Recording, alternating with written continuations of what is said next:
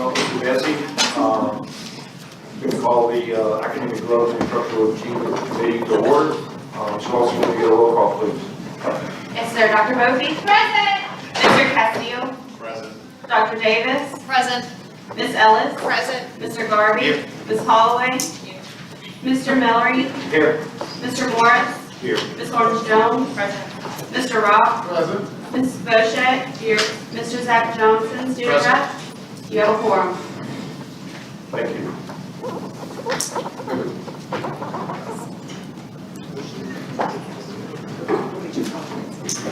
Your consent agenda is ready for approval, adding items 4.2 and 4.3.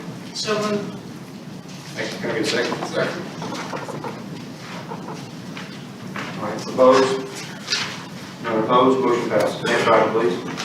Mr. Chairman, I would ask that we would take item 3.4 and move it to the top of the agenda because we have some people here that need to speak to that. Thank you, Ms. Bochet. Can I get a second? Second. Mr. Garvey, thank you.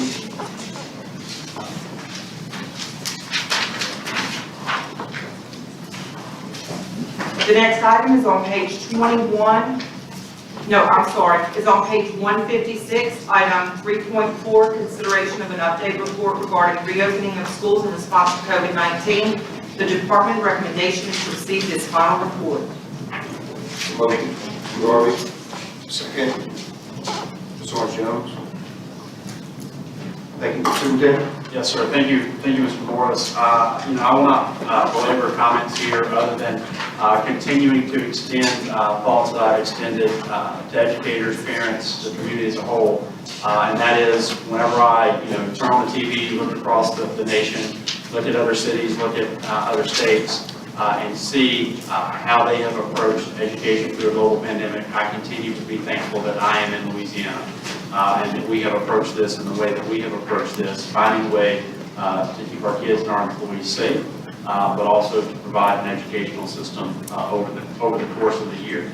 Has it been perfect? No, but I will put it up against anything in the country. In fact, in a recent LSU survey that they do each year, the survey results that parents across our state said 56% of parents said, had it not been a COVID year, had we not been in a global health pandemic, my kids may have had a more successful year at school. They may have learned more. About 56% of parents say that, and as a parent, I say, yeah, that seems about right. But at the same time, 77% of parents said they were really satisfied with the work their schools had done over the course of the year to address COVID. And so for that, I am thankful. And that was a team effort, not just among this board and DOE staff, but certainly in the schools and system level leadership and school level leadership and kids and teachers and staff, as well as parents and community members and students who endured a stressful year and a half. But if we could, let's go ahead and pull up the report, and I'll run through this quickly because the reason we moved the report up is to hear from members of our medical community that are here to provide the source of information.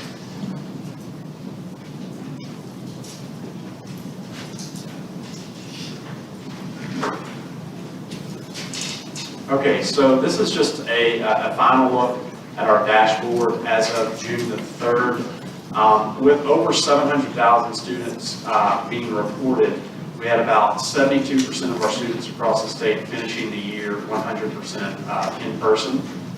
If you recall, American Enterprise Institute shared that Louisiana had the 5th greatest percentage of students in daily face-to-face instruction every single day. We did have about 20% ending the year virtually and about 9% in a hybrid format. This is a look at, in terms of dollars that we received from the federal government in terms of stimulus dollars. This is a look at the state agencies set aside. It is not the complete amount of stimulus dollars that would be available at the state level, but what we have tried to do is break it down into categories from ESSER 2 and ESSER 3. And so you can see it breaks down into career and college, service ready, equitable, inclusive learning, quality teaching and learning, effective educator workforce, and strong systems and structures. And you can see for all of those areas, the total at the bottom. Our goal is to, by this time next month, have a plan out to the board on the spending with specifics. As you are also aware, public transparency is really important with this amount of money that's coming into our state.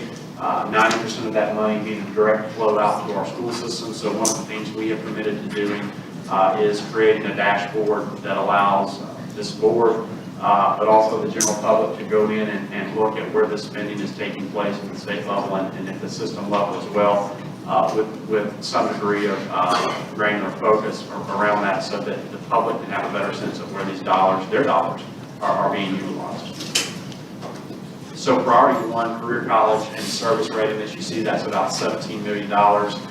Some of the just high-level proposed priority work that we're working through as a team right now has to do with student engagement and attendance, dropout prevention, electronic IGPs for high schools, ACT and pre-ACT, and then just thoughts around how might we redesign our high schools in creative ways that make sense for kids in 2021. And some of that correlates with the work that you will see today with our Path Forward pathways that are coming forward. Priority two, equitable inclusive learning experiences. We have about 15 million tagged there. That's for new school choice, pandemic response funding, alternative ed, curriculum support, school social work expansion, diverse learner leadership development, learning recovery for EL students, special education redesign, and educator mental and behavioral health. Priority three, high quality teaching and learning. We have just over $100 billion tagged there right now. Are setting aside some money for our social studies standards and curriculum professional development. You know, we have that process taking place right now around the social studies standards, but coming out of that, we're going to have to make sure that we provided our teachers with the professional development that they need to be able to implement those new standards once they're adopted. Some work on the ELA guidebooks for their accessibility. Accelerate, which is our tutoring endeavor, making sure that we have funds available to support tutoring for our kids. Summer enrichment programming, after-school programming, the arts, high-quality tutoring vouchers, quality assessments, literacy screeners, and statewide data systems. Priority four, effective educator support. We have about $65 million in this category for helping to solve some recruitment and retention models, some challenges that we face with new recruitment and retention models, new teacher supports, pre-educator pathways for to try and build up a teaching force, intercession, professional development models. This is for periods of time when schools may be out of session, but you pull in targeted students for additional support. Professional development on instructional strategies, professional development platform, which is an LMS, and we'll be working with systems on that. Content leader growth, science of reading, which aligns to several of the bills that have passed through our legislature. Regional literacy coordinators, these are individuals who will be supporting the nearly 300 literacy coaches that this board approved last month that are in the field. English learner teacher certification, special education certification, and class certification. And then priority five, system structures and partnerships, around $83 million. For staffing and scheduling guidance, rethinking what that school day might look like as we move into the future, reimagining school systems. That's just going to give school systems the opportunity to think about new and innovative ways to educate post-pandemic, balanced calendar pilots that are taking place, parent-family engagement. I will call out family and parental engagement. I think that this has been a real place over the course of the pandemic where systems have stepped up and engaged their parents in meaningful ways. Strategic planning. So this is work around helping systems think strategically about how to get better academic outcomes for kids. Some of that is already taking place in some pilot systems. We have feedback from that. We will be expanding that work. Strategic budget planning and management, human capital strategy, Medicaid utilization, LEA technical assistance, broadband. If you are aware, we have funded the state broadband office for the first 3 years, but we also have an additional set aside here to maybe do some additional supports for infrastructure, communication improvements, PPE and sanitation, and then board member professional development.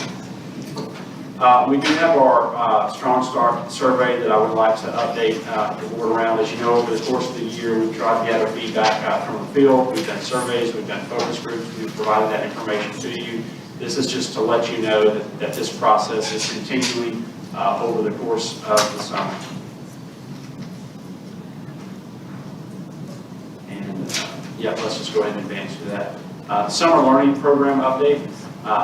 This is, as far as I can tell, and I am certainly thankful, the most robust summer that I have ever seen. As I talk to system leaders out there and they talk about the numbers of students that they've been able to engage in summer programming, it's more than they've ever seen. And so we had about 122 systems that have responded to us around their summer programming. And we know those 122, we know we have 173,000 students who are engaged in summer programming. 97% of those programs are running right now in June. 51% of programs are offered full day. I have to also think that this is a shift, because historically summer programs have operated for about 2, 3, 4 hours during the mornings, but we're looking at over half of our systems running full day programs. 68% of systems are using our tutoring guidance, the Accelerate lessons that were built from some of our teachers from throughout the state. 48% of programs will be offered to every student across the system. And this is just a look at some of the offerings. So you see offerings in music, art, dance, theater, STEM, PE and outdoor activities, well-being, and career and college exploration. We push the message early to not let this only be about all-day reading and math, but instead have a camp-type feel, have exciting elective opportunities, and then pull in students for the tutoring opportunities around reading and math, pre-teaching content for the next year. Educator mental health and well-being. Mental health consistently came up as in a pattern throughout the year of challenges, not just for students, but for adults as well, understandably so, in an unprecedented year. We did partner with Ochsner through some of our funding that we had available through the governor's office that was stimulus dollars, and we committed $1 million to this project. And so every birth to 4 early care employee in the state, every K-12 employee in the state, certified, classified, they have the ability to take part in 4 completely free to them 100% confidential counseling sessions with licensed mental health professionals around the state in a virtual format. As we look at this model and learn from this model, as we consider the fact that our retention rates are not as strong as we would like them to see in the state, knowing that after 5 years, over 40% of our teachers exit the classroom after 10 years. We know that 60% exit the classroom. Like, this might be a model that might be helpful in terms of thinking about teacher retention. So we're trying to learn as much as we possibly can while at the same time providing the support to employees that absolutely need and deserve that. The next bit of information has to do with COVID testing, and we'll skip through that because we actually have the director here, Dr. Cantor, who we work with LDH, who can speak to COVID testing. We're also working on operational guidelines for the upcoming year, so there's not a legislative mandate around reopening guidelines for the upcoming year. There's not a BESI mandate for systems in any way around reopening for the upcoming year. But what we are trying to do is work with our medical professionals, hear from system leaders, and think about what are some best practices, and try to make those best practices or guidelines available to systems for their consideration as they enter next year. So if it's acceptable with you, Mr. Morris, this time I'd just like to ask Dr. Cantor with LDH, as well as Dr. Finger from Children's Hospital to come up and just give a couple of opening remarks, as well as take any questions from the board. And as they come up, just letting everyone know the appreciation they have from me and our team around the partnership in helping us get through a most challenging year. These gentlemen, as well as others, have been there. They've been on our side. They've helped us at the department. They've helped systems and helped us navigate a very challenging year. Thank you, Dr. Bromley. Just those comments, really appreciate you guys and your support through this ordeal. Dr. Finger, if you want to kick us off with your comments. Thank you. Thank you for having us. Very proud to be here. The partnership Yes. Thank you for the correct course correction. Thank you, Dr. Brumley. Thank you to the board for welcoming us. It's been an amazing 15 months of collaboration. I think the efforts we've made together over the past, going back to March of 2020, have really allowed us to maximize the education of our students, as well as making sure we keep an eye on the safety of all children and educational team members across the entire state. It's great to hear that we're in the top 10 in the country for returning students to in-person education. And I think that started here when the board and the leadership was unified in the approach and to say, what can we do to stay on a singular mission, and kept our eye on that the entire time. I'm very, very proud of where we sit today and look forward to continued collaboration moving forward into the rest of the summer and the next academic year. Dr. King. Thank you, Dr. Fisher. Mr. Chair, thank you so much for the opportunity, and Superintendent as well. I was hoping just to give a quick recap of what we've learned this year and what where we're at next year. I understand there's a lot of unknowns about that. First, this is the first opportunity I've had to really thank the educational community for the partnership this year, and I completely agree with everything the superintendent said. Looking back on it, I think that the right balance between safety and continuity of education was presenting symptoms that led to those individuals being tested for headaches, fever, and runny nose or congestion. What has been clear, the majority of those cases did not spread within the school environment. And furthermore, a large percentage actually had no close contacts. When we worked with schools to go back and do contact tracing, there were no close contacts to a large percentage of those cases, which speaks to the diligence with which schools operated this year. Attention to distancing and the other mitigating measures. And really that means that schools were able to operate as much continuity as possible given the circumstances. All told, throughout the state, we've had about 11,500 cases of COVID in individuals aged 0 through 4, and just over 51,000 cases of COVID in individuals aged 5 through 17. Also, when we look at what's called seroprevalence data, which is routine blood tests for other reasons, that they also screen for COVID just to get a sense of prevalence in the community, the second to highest age group right now is people 17 years of age. And the reason I say that is because the notion that COVID doesn't affect young individuals is false. It absolutely does affect young individuals. They can contract it, they can spread it. That's what we've seen throughout the year. What has also been true is that the school setting this past year, because of the effort that everyone has done, has proven not to be a focus of transmission. There certainly were cases identified through the school environment. They were reported to us properly. We partnered with schools to work through those cases. But there was not a lot of transmission within the school, and that's really good news. It means that schools operated as safely as possible. I think everyone can be very proud about that. I'll tell you a few key lessons looking back on the year. Number one is when we did see spikes in schools, it was typically after a holiday weekend, which makes sense. There was more risk involved, like some travel, more families getting together. As I said, the majority of cases of both students and staff, these are positive diagnosed cases, were not known to have had a close contact within the school environment, which speaks to the diligence with which schools operate and the mitigating measures that they instituted. And when we did see outbreaks, when we did see transmission within the school, not just a case, but actual spread, it more often than not was associated not with the classroom environment, but with extracurricular sports teams and so forth. That's helpful information because now we know going into the next school year, should there be a spike, should we have to be more careful, we know really where the bulk of the risk is.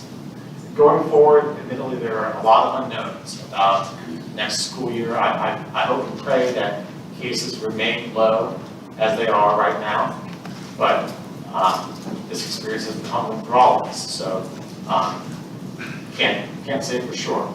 I will say this, the single greatest thing that we can do to help ensure as much normalcy as possible in the next school year is to increase vaccinations for those who are eligible. The single greatest thing that will make the school environment safer, more normal, and with as minimal absenteeism as possible is to increase vaccinations amongst those who are eligible now. Right now, that means individuals 12 years of age and older. Pfizer vaccine is authorized for people 12 and up right now. It's very safe, very effective. We anticipate the Moderna vaccine will be authorized within 1 or 2 months. That company formally applied to the FDA to go down to 12 years about last week. And we think the FDA is going to take about a month or so to review that. That would add another option for individuals and families. But as much encouragement and focus as can be given right now, that really is the best way to ensure as normal school year next year as possible, is to increase vaccinations. And then just to close, I do want to mention that in partnership with the Department of Ed, we're hosting a statewide webinar this Thursday afternoon to talk specifically about COVID vaccination in young individuals. Myself will be on it. We'll have a number of pediatrician experts throughout the state as well. It'll be a good opportunity for families to ask questions. If they do have any, that's 5 p.m. this Thursday. And if anyone wants to enroll to register in that webinar, it's ldh.family.gov/K12VaxQA. It'll be a good forum to get started. Dr. Crum, we can post that on the website, make that available. We will make sure that it's available through our channels. And then just to mention quickly the testing initiative that Superintendent Romley mentioned, there are resources that were made available to us through the CDC to help schools with testing availability, should they want to use it. And I'll preface this is a voluntary initiative, this is not mandatory, but what we are working through now, we have a menu of options that schools could partake from doing testing on their own and having us help pay for those tests to be run, all the way to having a team actually go on to school and perform the testing themselves. Those contracts are being negotiated now, but there'll be a range of options that the school can choose to partake in the fall. And again, we don't know what the case is going to do in the fall. I hope they remain low as they are now, but we're going to be prepared to do more testing if needed.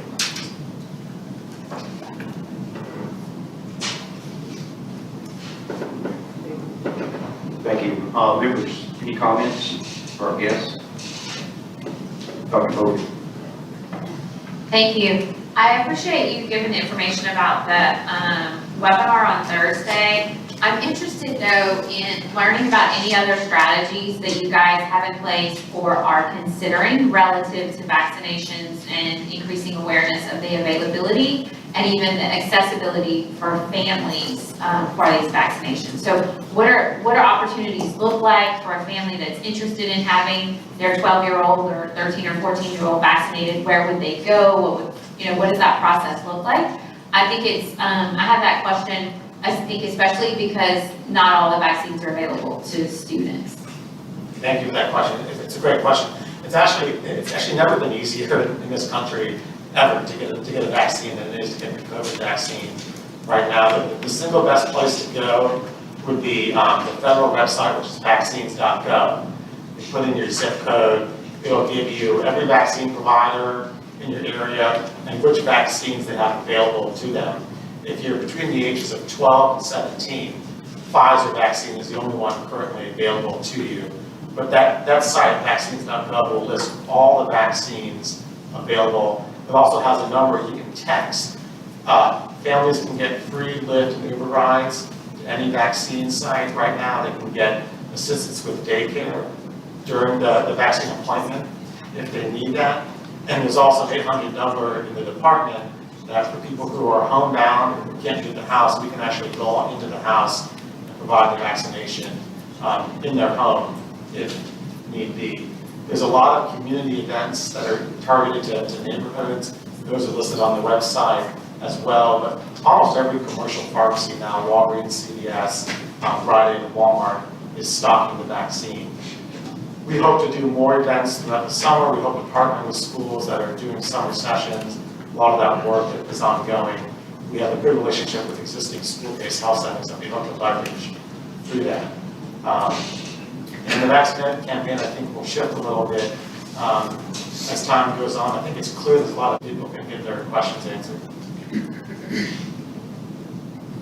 Thank you. Other members? Dr. Boucher, Ms. Boucher? Yeah, good morning, Dr. Porter.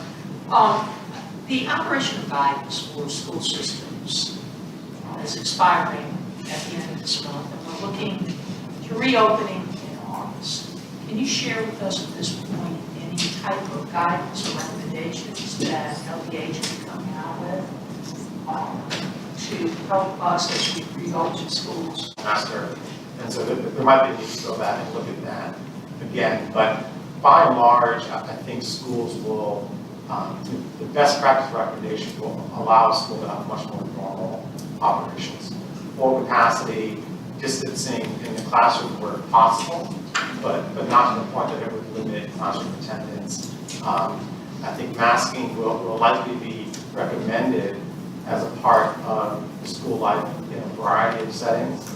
The extent to which that becomes required, I think, in all likelihood would be a decision that local districts and cities would have some deference in, and to discuss what would be right for their settings. The draft that I've seen, I don't know if I've seen the actual final copy yet, but it's a much more normal school environment than it was this past fall. Mr. Castillo? I'm looking for a little guidance as well. We've got certain demographic groups that have taken advantage of becoming vaccinated better than others, and therefore there are certain groups of the population that perhaps may be more at risk. I think I understand that correctly.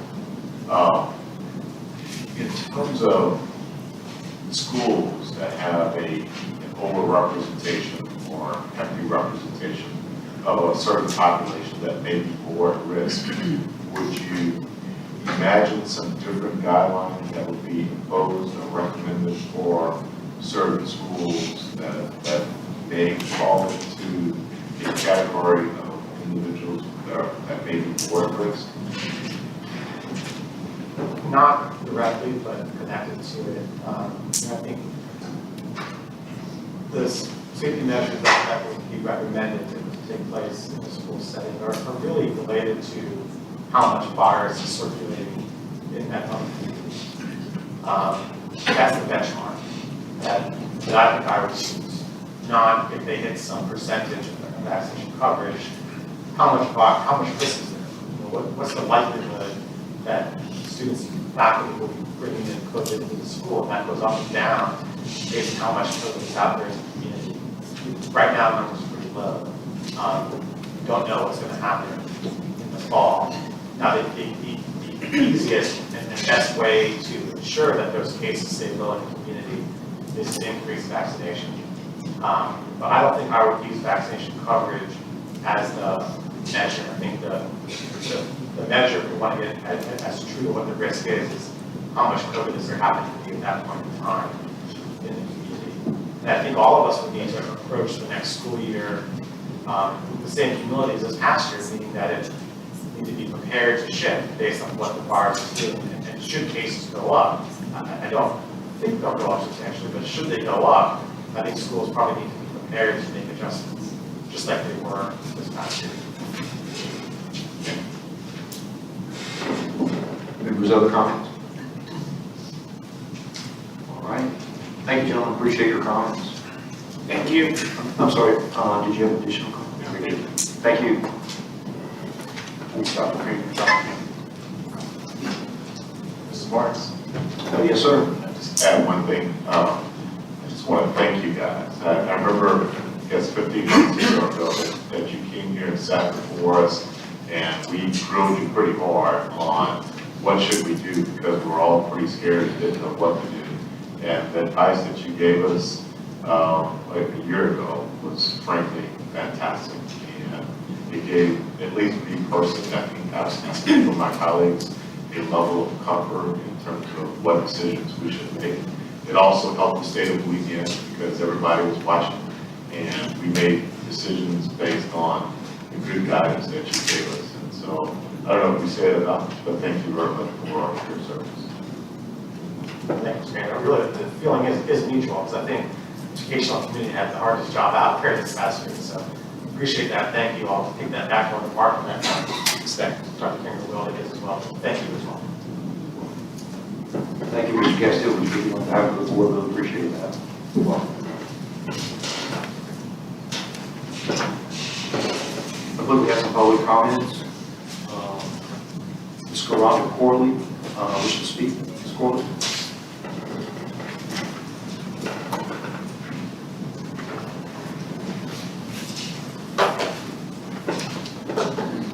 Thank you, Board. I think it was, I'm not in support of this report. One, we actually had for priority number 5, broadband and structural supports and structural implementation. As we know, Louisiana has a real, extremely bad problem with broadband, Wi-Fi accessibility, particularly in our rural areas and in areas like Lake Charles that has been getting hit consistently and constantly by every natural disaster possible this year. Why did we make that a priority number 5? That should have been priority number 1. If children cannot access the internet, how will they actually be able to access education?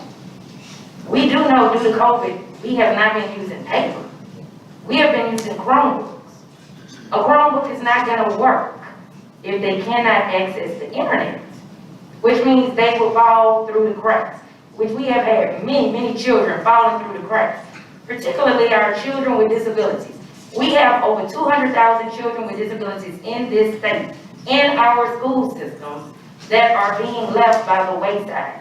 They are not receiving compensatory services. They are not receiving extended school year. They are not receiving summer school. They are not receiving a free appropriate public education that they are entitled to under IDEA, which this body has received millions of dollars for. That's a problem. That's a huge problem. I do appreciate that he said that vaccinations are being given to children 12-year-olds are in 6th grade, which means pre-K through 5th grade is exposed and left at an immediate danger. I have a child with a disability who cannot, under any circumstance, receive a vaccination, this COVID vaccination to be particular. I cannot receive that COVID vaccination. What do you tell my child when it comes to returning back into a brick and mortar building? That he can't?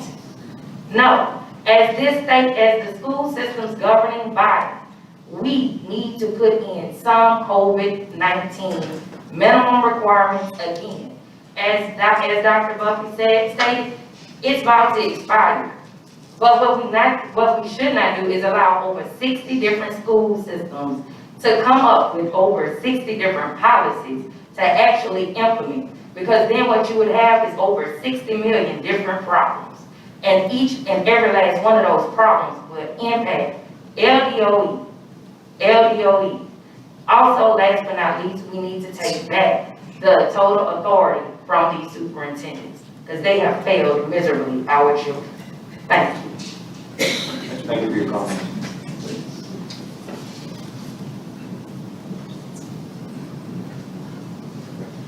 Next item, please. I'm sorry, members. I want to give you an opportunity to address anything else in the update handout. Please take a moment to look at the update handout before we move on to the additional comments. Okay, so Jim, I have no questions on the update.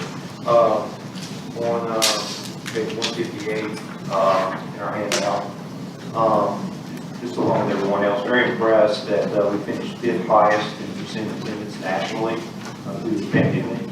So kudos to your team and our teachers, administrators throughout the state for being able to provide that level of education through this pandemic. But when we started the pandemic, I had a couple of concerns personally. One was for the health of the folks over the age of 55 on the school campus. And the second was for potential to lose students through the pandemic. If that either be for lack of communication or other means, just a general concern about losing students. And there was some discussion previously about a group of students, I think the number was 15,000, that we couldn't account for coming into this year for lack of, it was kindergarten enrollment. And there was some concern about following up there and how we're going to address that. And then recently I participated in an initiative in one of the districts within my district to address the Fast Forward initiative. And one of my takeaways from there was that in that district, truancy rate pre-COVID was in excess of 30%.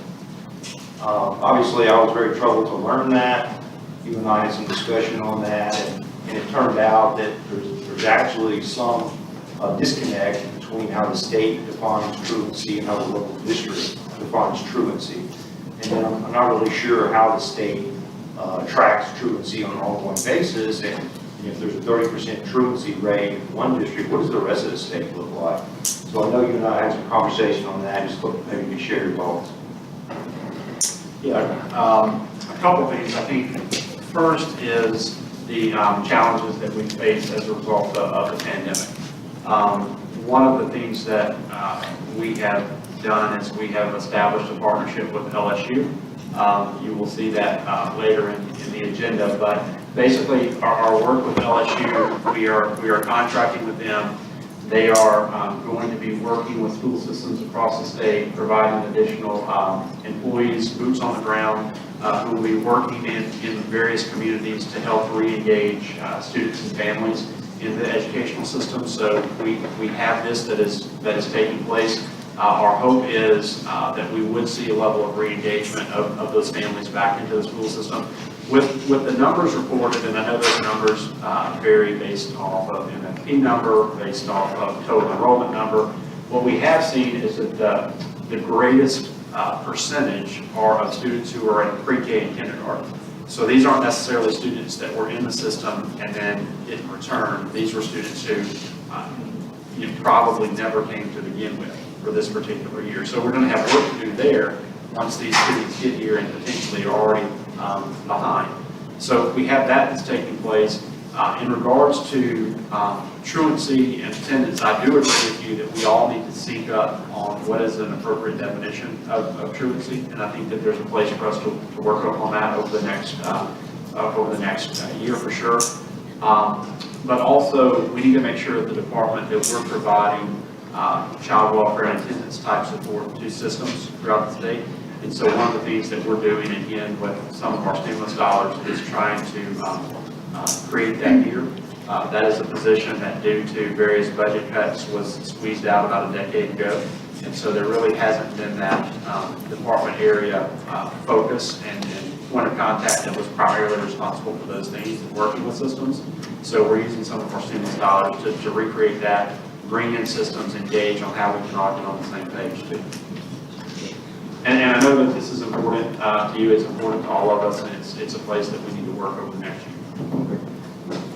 Would it be okay to say that we put a system in place that can steward truancy throughout the state, so that we have some sense of pulse of where we're at? Is 30% the standard across the state, or is that just an anomaly? Or so can we put a system in place to address that concern?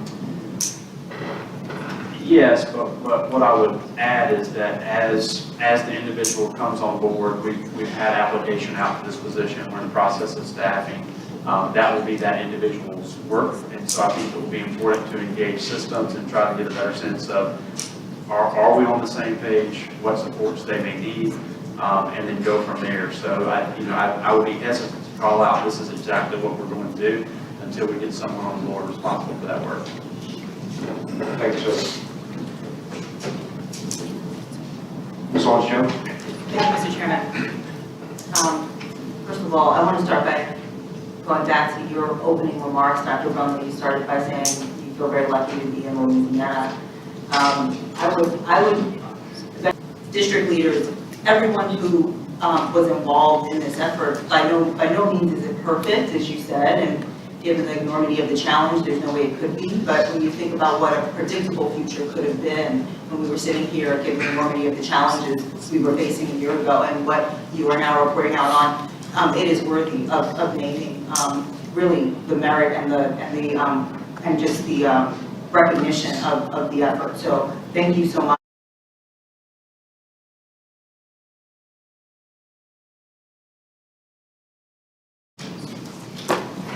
Members, questions for Mr. Brown, Mr. Garland? Yeah, I have one question. One of the things that we're approving here is Horizon Education and ACT prep course. I have a question about ACT prep courses in general. Is there, I ask this question of the superintendent, is there a way for us to evaluate the ACT course providers to see what kinds of gains they're producing with ACT scores? My guess is that most of these students taking these courses have taken the ACT once before they take the course, so we should have a record of their ACT score. If they take it again after the course, which must be their plan if they've taken the course, we could, I think, measure how much gain has been made by each of the different providers, so we could tell different school systems which providers are producing the biggest gain and which are maybe not producing any gain, so that school systems can steer students to the best providers. Is there a way we could? Yeah, Mr. Garber, you're right, and it's an area that we intend to work on. It almost feels like a vendor guide for ACT. These are, hate to use, these are tier 1, these are tier 2. I mean, it could be a process like that that we can help steer and inform systems. It is on our radar, and it is something that we need to look at doing over the next year. You agree? Yeah, I agree. Thank you. Members, other comments? Dr. Davis? Question regarding how the ACT prep is provided to students. So I know that, my son took an ACT course as part of his coursework in his high school career. Is that typically how all of our courses are offered, or do we also offer summer prep courses or after-school prep courses? Yeah, that's going to be a system by system decision. Some systems and some schools have ACT coaches that actually teach courses over the course of the day. They teach ACT over the course of the day. Some systems have ACT coaches that support core content teachers in better understanding how they can integrate information. Some systems use external vendors to help support that either during the school day or after school. So I don't think that there's necessarily one way in which it happens. It happens differently across the state. Thank you. Dr. Brown, I had a similar line of questions on hand. And I think it's a similar question to what Dr. Davis is asking. And that's just some sense of familiarization with regard to the process. If I'm a student or a parent out there interested in this service, how do you go about applying, number one? Number two, what is the funding source? And number three, are there any limitations as far as the number of times that you can prescribe for the service? Ken Bradford, Assistant Superintendent, Office of Career and College Readiness. I'll just come back and provide a little context. So the supplemental course allocation course choice program, there's $17.5 million in level 4 of the MFP. That $17.5 million is divided up proportionally among school systems based on their grades 7 through 12 enrollment. So every school system gets an allocation. You as a board, you authorize the entities that can provide services by which school systems can then pay the course costs for them to do. So what you're looking at here first on this particular item is there are 4 entities that are seeking to become authorized by you as the board that will then allow a school system to expend dollars on them and enroll students in their courses. So these 4 are here today. What will happen after this is after 2 years, the policy says we come back to you and give you a report as to whether or not they are in good standing. After 3 years, we come back and say you've authorized them for 3 years. You have the opportunity to then reauthorize them for 5. When they complete that 5, come back again if they're in good standing, and make a recommendation to you to reauthorize them again for 5 years. And so to the question that was asked by Mr. Morris relative to the ACT, we'll see we have another provider that's coming up here for a reauthorization that has been in the portfolio now for almost 8 years. That's Princeton Review. They offer 3 different types of models. They offer an online model, they offer a hybrid model, and then they actually offer a face-to-face model. So when you approve them as a board, what then happens is they go into our course catalog. And school systems can then come into the course catalog and select a course, and the price is in there for what it would cost them to partake of that course. And so that's where we are right now. So we're on item 1 of this particular point, which is to authorize them for 4 years. Once you authorize them, again, it goes into the catalog, it's available for any school system to come in and use. And what we have also started doing is, with these providers, if there's a particular school system that has been working with them that has asked, hey, we would like to see this provider in the catalog, we actually have put that today as part of the recommendation for these 4. You can see which school systems are asking to use them. But once they're approved, they'll be available for all school systems. And finally, I'll just give you a sense of the number of students that are enrolled. So with this particular $17.5 million, it annually funds about 54,000 course enrollments for students across the state. Of those 54,000 course enrollments that are being funded annually, 46,000 of them are dual enrollment courses from the Board of Regents approved dual enrollment courses.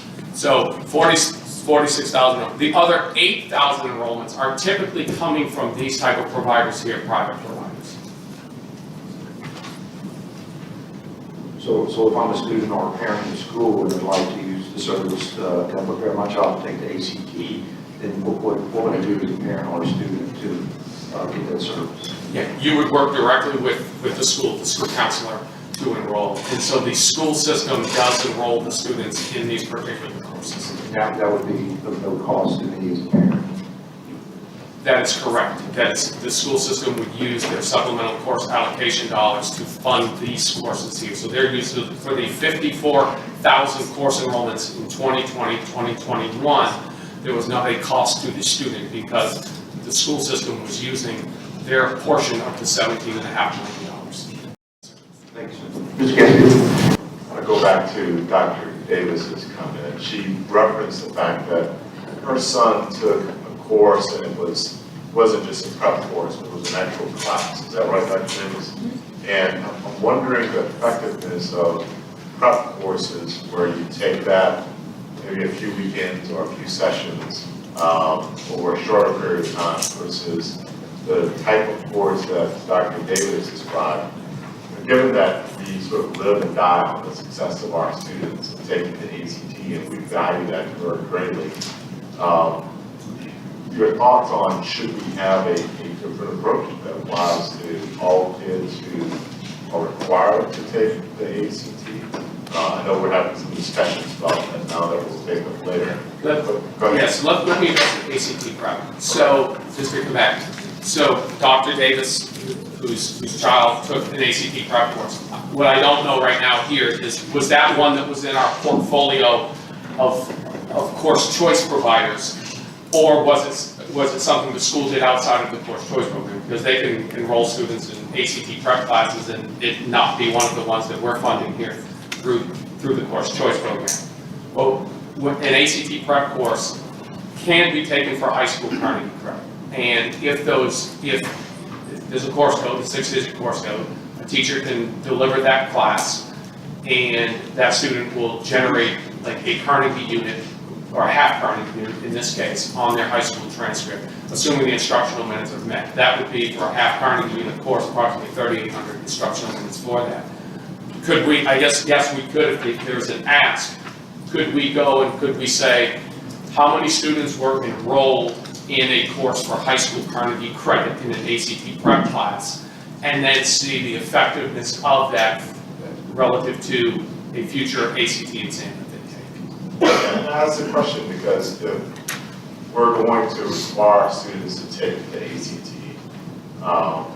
and we value that, should we not simply say, provide ACT preparation throughout as many years as they can to be as prepared as possible. I don't know if that's an effective approach or not, but I'm just wondering that we're going to say that that's valuable. Some people might say, well, now we're just teaching to the test, and we really want to place that much emphasis on it. But I have to ask the question because we're going to have a big discussion about accountability at some point, and one of those topics will be around the ACT. Just toss it out. Ms. O'Shea? And at some point, I realized we're going to have a bigger discussion, but since you opened the door to it, I think that discussion of ACT prep courses has to be taken in a much larger context. If we are going to continue to value the ACT as the major assessment instrument at the high school level, which is 25% of our accountability, but more importantly, for students and parents, meaning scholarship dollars to colleges and universities throughout the state of Louisiana, it should be incumbent upon us as a policymaking body to ensure that our standards align with the ACT assessment. That I don't mean that everything is directly aligned, but that the assessment items which are on the ACT that are interwoven among our standards from K-12, and not just the stopgap measure when you get to high school and take an ACT prep course. So that if we look at our standards and if we also look at their alignment with the ACT, that if we're lacking somewhat maybe in grammar and language development in our K-8 standards, that we would incorporate some of that. And I think that we've had some discussions with our state superintendent, and hopefully that we're looking at maybe taking a look at that vertical alignment from kindergarten through the time we take it, which would be, for the long term to me, a more appropriate methodology to ensure that our students have the tools necessary to score well. In the short term, I know we're looking at preparation courses, or whether they be through course choice providers, whether they be through our local schools and school systems, what would be the most effective way to prepare our children. But in the long term, I think we have to take a more depth look at our standards for alignment. Mr. O'Shea? Other members, Dr. Davis? This gets to Mr. Castillo and Ms. O'Shea's comments. And so, Mr. Bradford, I want to make sure I understood the numbers that you said. So we have 17 million in Tier 4 that can be used for these providers. You said roughly 54,000 students took advantage of that.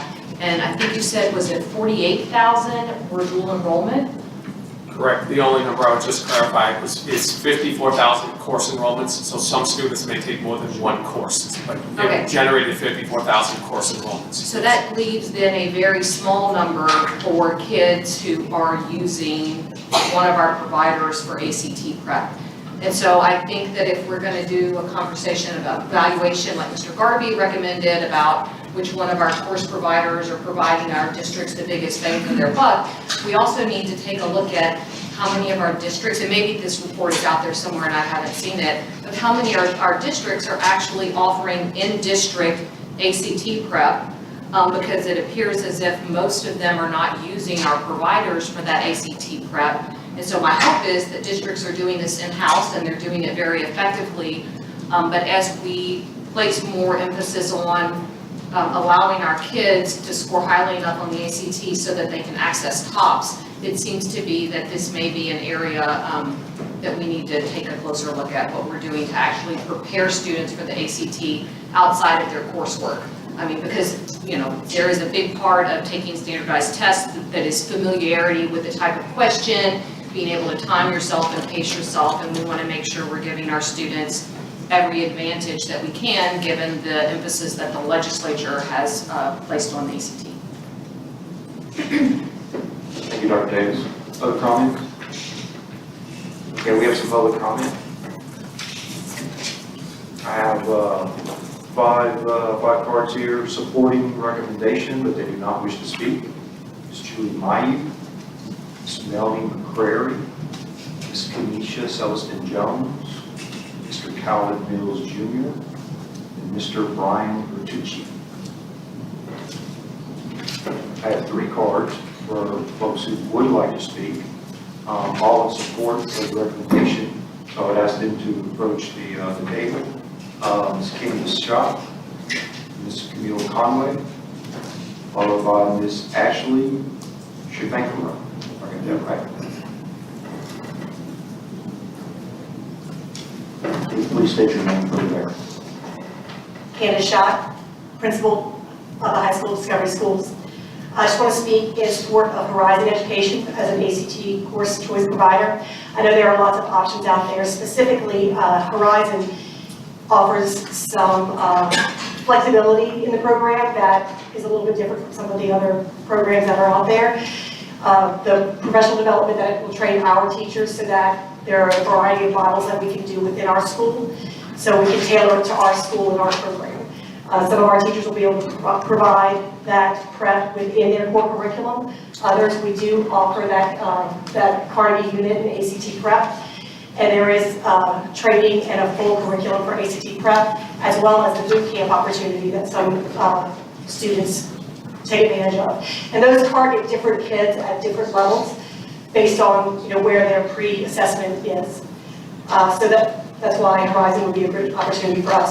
It also has a partnership with OnCourse, which is our student management system. And I know it's a student management system that's been adopted by several districts throughout the state, where the assessments that they provide can be embedded within our management system, and we can pull some very robust reporting to see our students and their progress. To do exactly what you said, is to vet this program and make sure it is doing what we need it to do to improve our students. As we know, the state no longer requires the pre-ACT or what used to be those pre-assessments leading up to the ACT. So we as a school system are, we are left with the, I don't want to say burden, but the responsibility of seeing where those students are. And so we're funding that ourselves, and the course choice opportunity to have that financial support to provide more prep opportunities for our students to really know where they are and push them forward is very important to us. So thank you. Thank you. Ms. Parker. Hey there, y'all. I'm Ashley Shabankara, and I am the Director of Learning and Programs for Upbeat Academy Foundation. First and foremost, we want to thank you so much for the consideration of us in this process. And I did want to provide some additional context about our organization, just for any insight.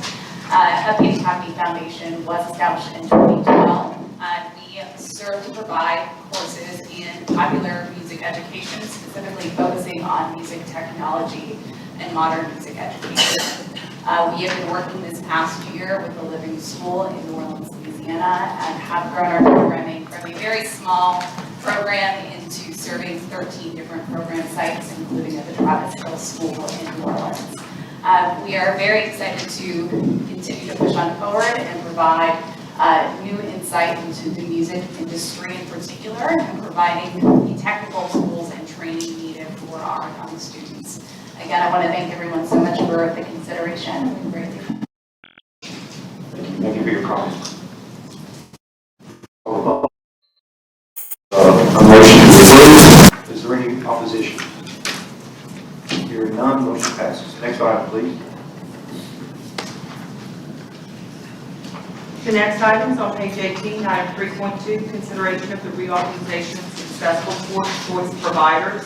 The department recommendation is to approve for a reauthorization period of 5 years, Large Early College, Educational Solutions Corporation, powered by K-12, LSMSA, My Virtual Academy, Pelican Chapter ABC, Princeton Review, St. James.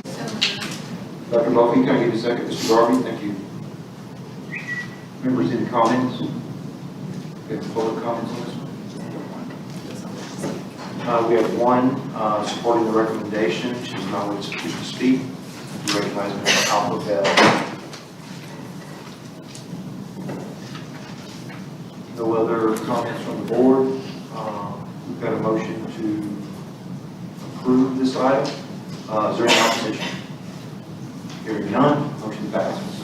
We've also got a recommendation to approve the reauthorization and to receive a report. Thank you. Is there any opposition? Hearing none, this motion passes. Next item. The next item is on page 21, item 3.3, consideration of Tufts University basketball pathways and Jumpstart 2.0 career diploma basketball pathways. The department recommendation is to approve the basketball forward pathways as outlined. Is there a motion? Mr. Garvey? Second. Ms. Holloway, thank you. Members, comments? Superintendent? Yeah, thanks, Mr. Morris. I am really excited about this opportunity in front of us today. We all recognize in our conversations with regents and conversations with business and industry partners that in the way that a high school diploma in and of itself might be the end all, years ago, that's not the case today. We know that there are instances where a high school diploma will satisfy the needs of an individual to do the work that they need to do over the course of their life, but more often than not, we recognize that a student needs a credential, a student needs a full apprenticeship, a student needs an associate's degree, or a student needs a 4-year degree or beyond. And so, as we rethink the high school experience, we also want to think about the fact that that entry point work has shifted, that entry point for university work has shifted, and we want to further personalize the high school experience for students. So in working across the state, in workforce regions, systems took the lead. They accepted the $50,000 planning grant. We provided $25,000 per system. Our partners at Regents provided $25,000 per region. And together, systems along with local community colleges, local 4-year universities, and workforce partners develop new graduation pathways for students in their region. So these pathways are not mandatory pathways, but they are additional options for students and families and for schools to consider. And so we are really excited to be able to present them to you today.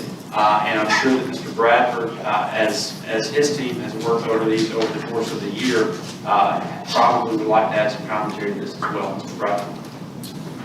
Thank you, Dr. Brumley.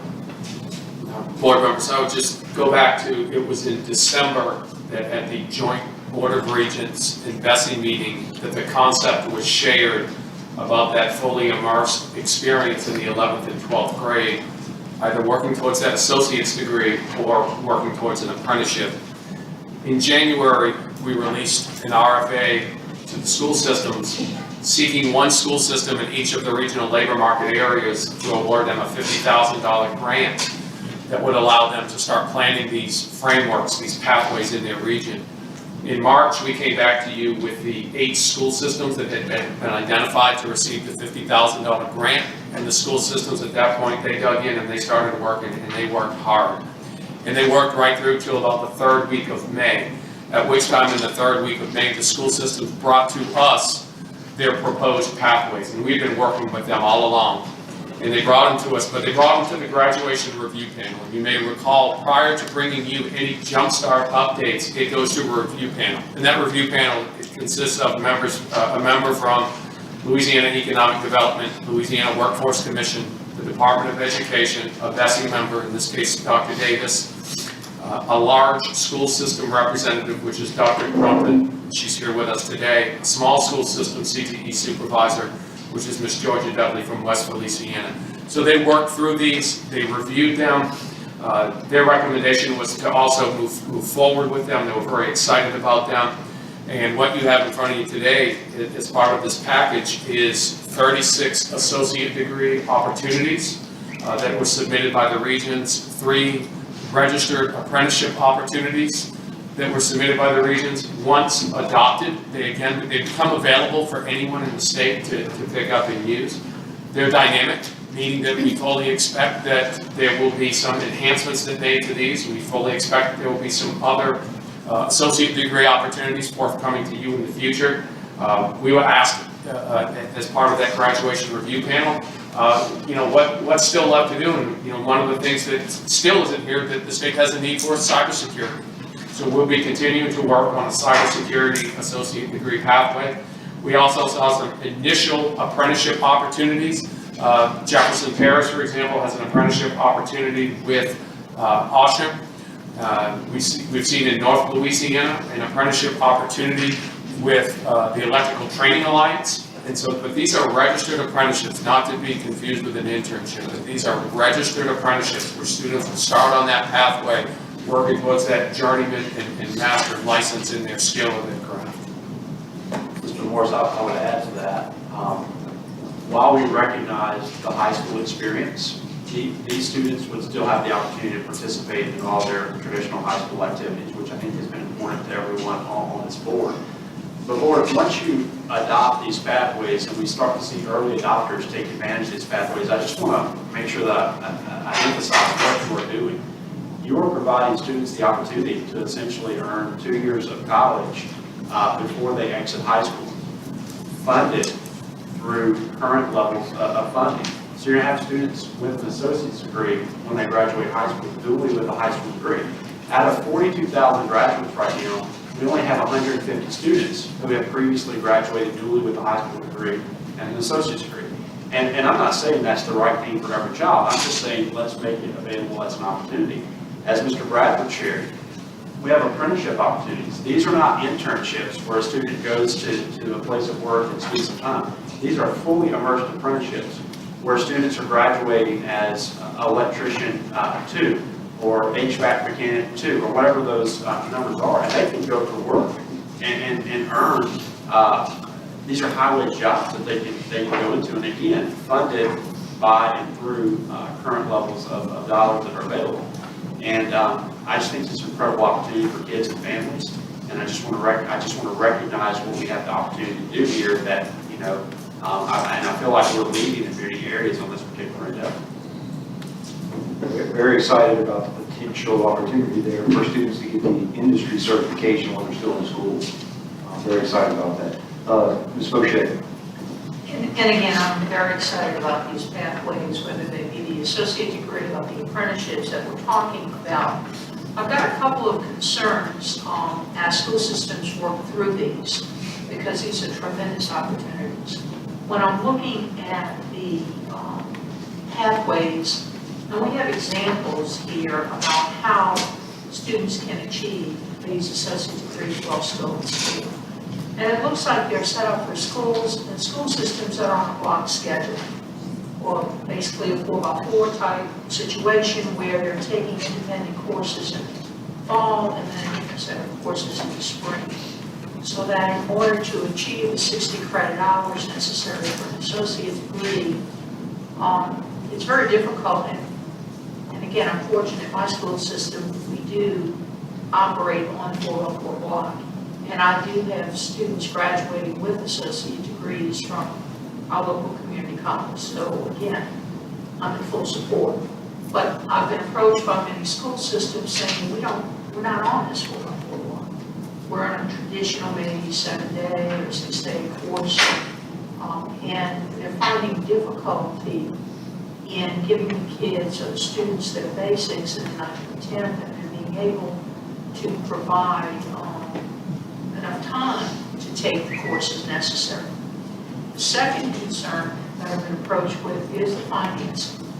We talked just now about the $17.5 billion in level 4 that is split among school systems, where most school systems are putting most of this money into these dual enrollment opportunities, whether they be through the academic pieces or the CTE pieces.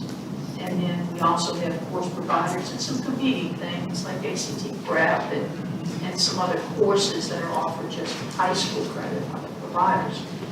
Are we looking into, and I know I sit on the dual enrollment task force as well for the state, looking into additional funding sources, because as this takes hold and we're looking at the increased number of students who are going to be requesting to take these courses, and school system's trying very hard to make sure that that financing is available for those students. Those dollars are going to shrink substantially. We're going to need more I hope for this effort to be implemented appropriately. So those are my concerns, and I'm hoping that we're addressing at the state level. School systems who may not have enough course offerings because of their day, their scheduling day, and then the availability of funding to help students support these pathways. Yeah, Ms. Bushy, I agree. The full associate's degree is a stretch. That is a monumental effort to achieve. I think, you know, what we are hoping is, even if a student doesn't necessarily achieve that full associate's degree, that they have achieved a course sequencing and a progression that makes sense towards that degree. And so we're trying to line that out so that we're closing the gap between where they might otherwise exit high school and graduate with that associate's degree. So yes, it is a stretch there. The second part is, you know, I go back to Representative Brass's legislation that creates the framework around some of the dual enrollment work that we all needs to happen, that hasn't necessarily received the funding that we hope that it will receive. But I do think the conversation continues to gain support, and so I'm hoping additional funding is available. But at the same time, I think, you know, this works in concert with the strength of diploma work that we have put before you in terms of the accountability work. And so systems will too then also have to think about how do we staff moving forward to make sure that students, when they are graduating, that they are where they need to be. So I think staffing considerations are going to have to be made. And I know that's not a comfortable conversation, but just as systems think about, you know, where we place our resource that is finite, decisions will have to be made.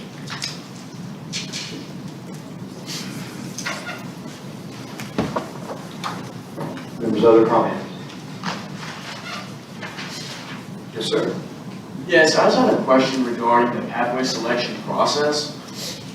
Were you speaking to an upperclassman who has spent the first 2 years on one pathway? Would it be a possibility for them to switch, or at a certain point, not? And do you recommend that? Yes, sir. I had a similar question. Thank you for that. I'd like to add to his question if I could, Mr. Bradford. If you could speak to the exit ramps, and as he stated so well, there's obviously going to be some consideration for changing pathways over 4 years, and there's some concern about what that strength of diploma is going to look like as students do make those choices and they do exit from one pathway to another.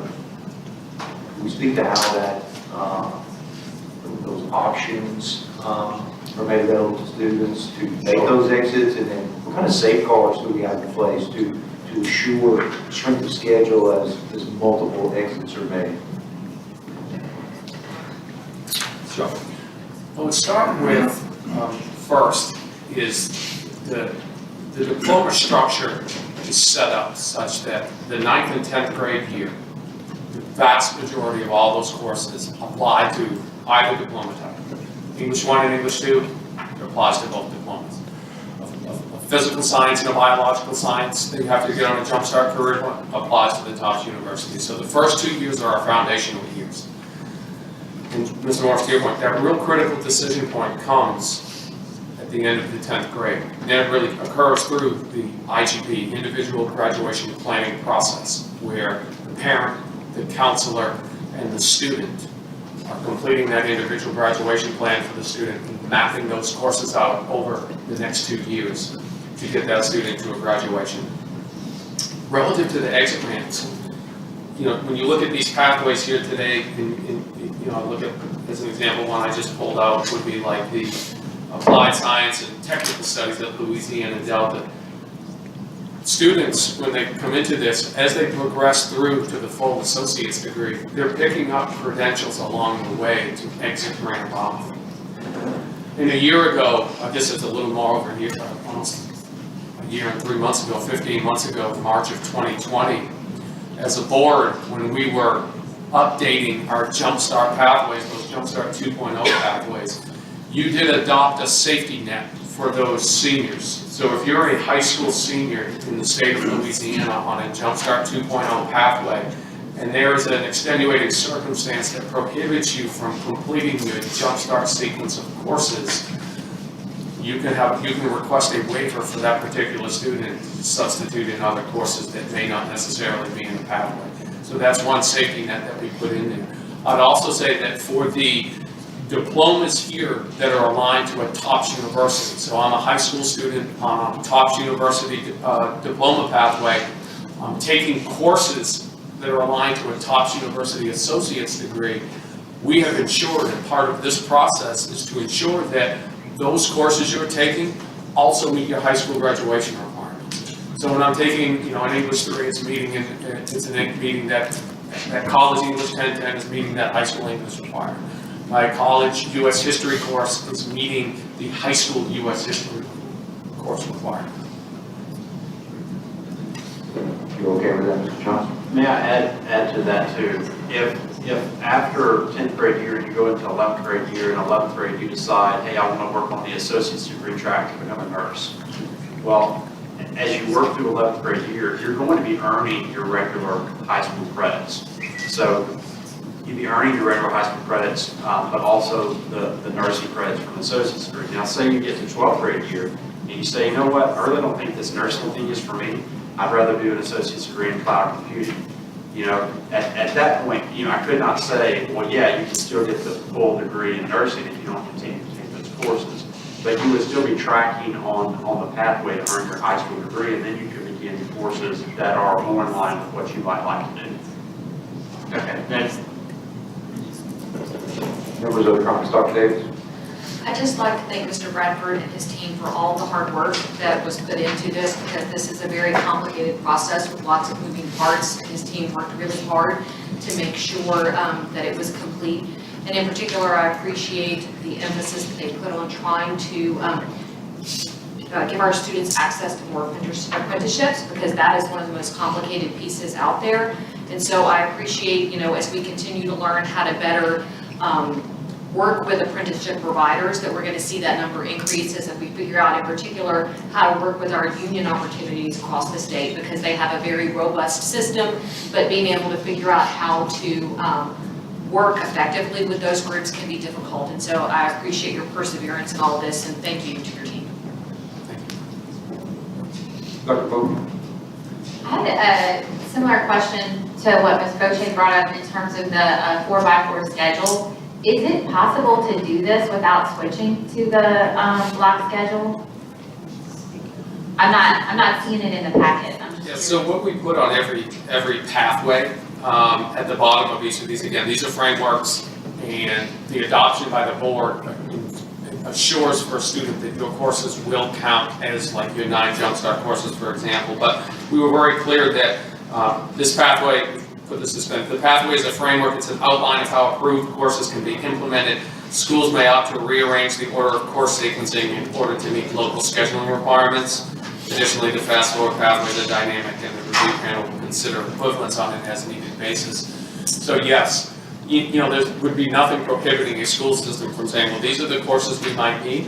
Perhaps they opt to start putting on, if I'm on a 7-period day, I put some in the 10th grade, perhaps I start a course or 2 in the 10th grade. I could also offer it in the summertime to students to come. As you may remember, at the last board meetings, we did approve school systems to be summer course choice providers with a focus on CTE, where students go and take the courses in the CTE. So courses in the 10th grade, they could schedule some of the summer if they needed to, summer of 10th, summer of 11th, right through to the 12th grade. But again, it's a local scheduling thing. What we're trying to do here is say, here's a sample framework. But I'd also say that if I'm on a 7-period day in grade, I'm on 9th and 10th, I'm in a 7-period day. Then I get to the 11th grade, I could be doing one of 2 things. I could be going actually to like Nunez, or I could be going to SLCC, or I could be going to Suella, which then by default will put me on a Suella schedule, not my schedule back at Lafayette High. Okay. So talk to me about, talk to me about the value of having this specific degree. So it's like an associate's degree in nursing. I think is what I read here, versus an associate's in general studies? Because it seems like these are all specific. Some of them are. So there's four types here today of associate's degrees. So and we've outlined this on page 22 in the packet. But there's an associate's of applied science, and that's a real technical focused degree. That's an example of like the cloud computing at Delgado. So it's really focused. I'm going to take lots of technical coursework. It's part of that applied science. There's an Associate of Science. It's an academic transfer degree for students who are ultimately pursuing a Bachelor of Science. The majority of the coursework in an associate's degree would be for like a Tufts University student that says, I'm going to go to one of our state public four-year universities. Science focused, you might be a high school, junior, senior, you're going to major in like a science focused curriculum. That would be an opportunity. There's the Louisiana transfer degree. This is something we've worked closely with Regents on for several years now. This is what we call like plug and play. 60 hours of the transfer degree. If you were to go to one of the state's public universities, all 60 hours plug in. Well, the third thing is our pre-apprenticeship. So 3 associate degree types. And it's really what's best for the student, what's best for the community, what's best for the partnership with the local community and technical college. So that takes me to another question. You're pointing out the 60 hours for, you gave a specific instance. Is that not true for all of these associate's degrees? Do they not automatically transfer over to our four-year universities? So, as an example, if I were doing an applied science associate's degree from, say, hypothetically, Sowella in machine tool technology, and I'm going to take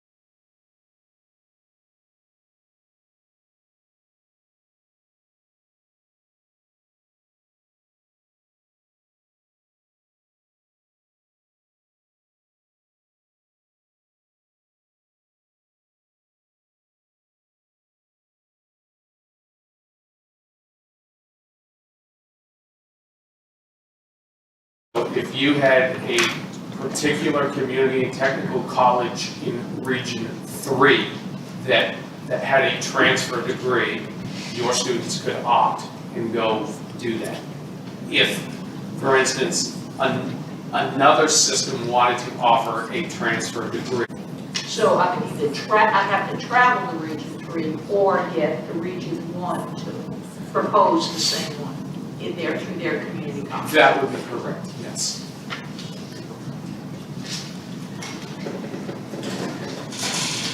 Other comments?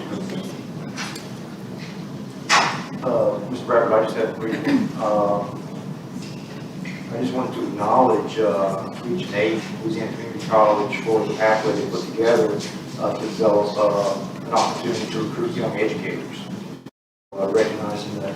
Yes, and they are actually here with us today. 3 individuals, if you could hands over here, we have 3 individuals with us who came down from Region 8 to see this today. And I would point out another thing, Mr. Morris, in addition to that pathway in Region 8, they were extremely innovative.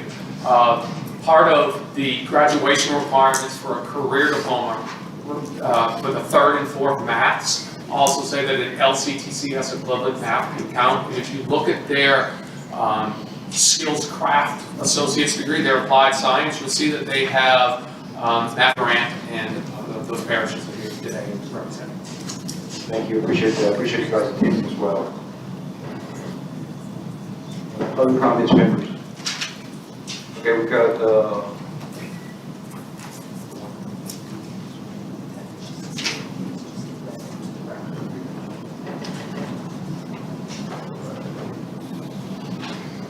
okay, looks like we have 6 cards here for folks supporting the recommendation but do not wish to speak.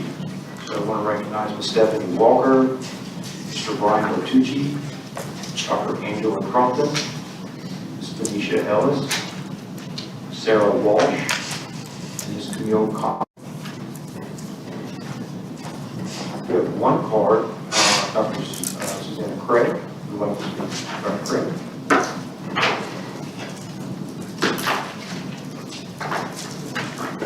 Good afternoon. We've made it, we've crossed over to afternoon. I just wanted to take a few minutes, introduce myself. Again, I know many of you.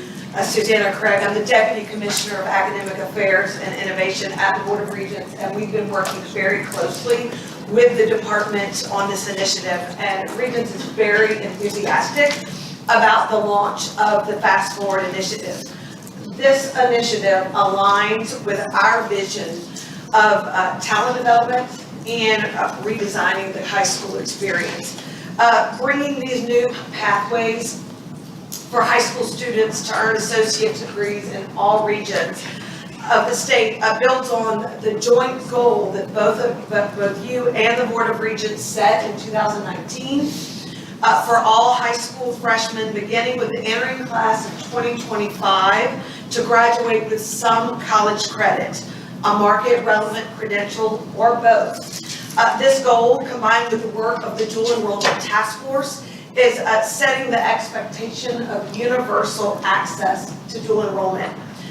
Regent staff, alongside a third-party consultant, conducted an external review of all of these pathways and provided feedback to the department along the way.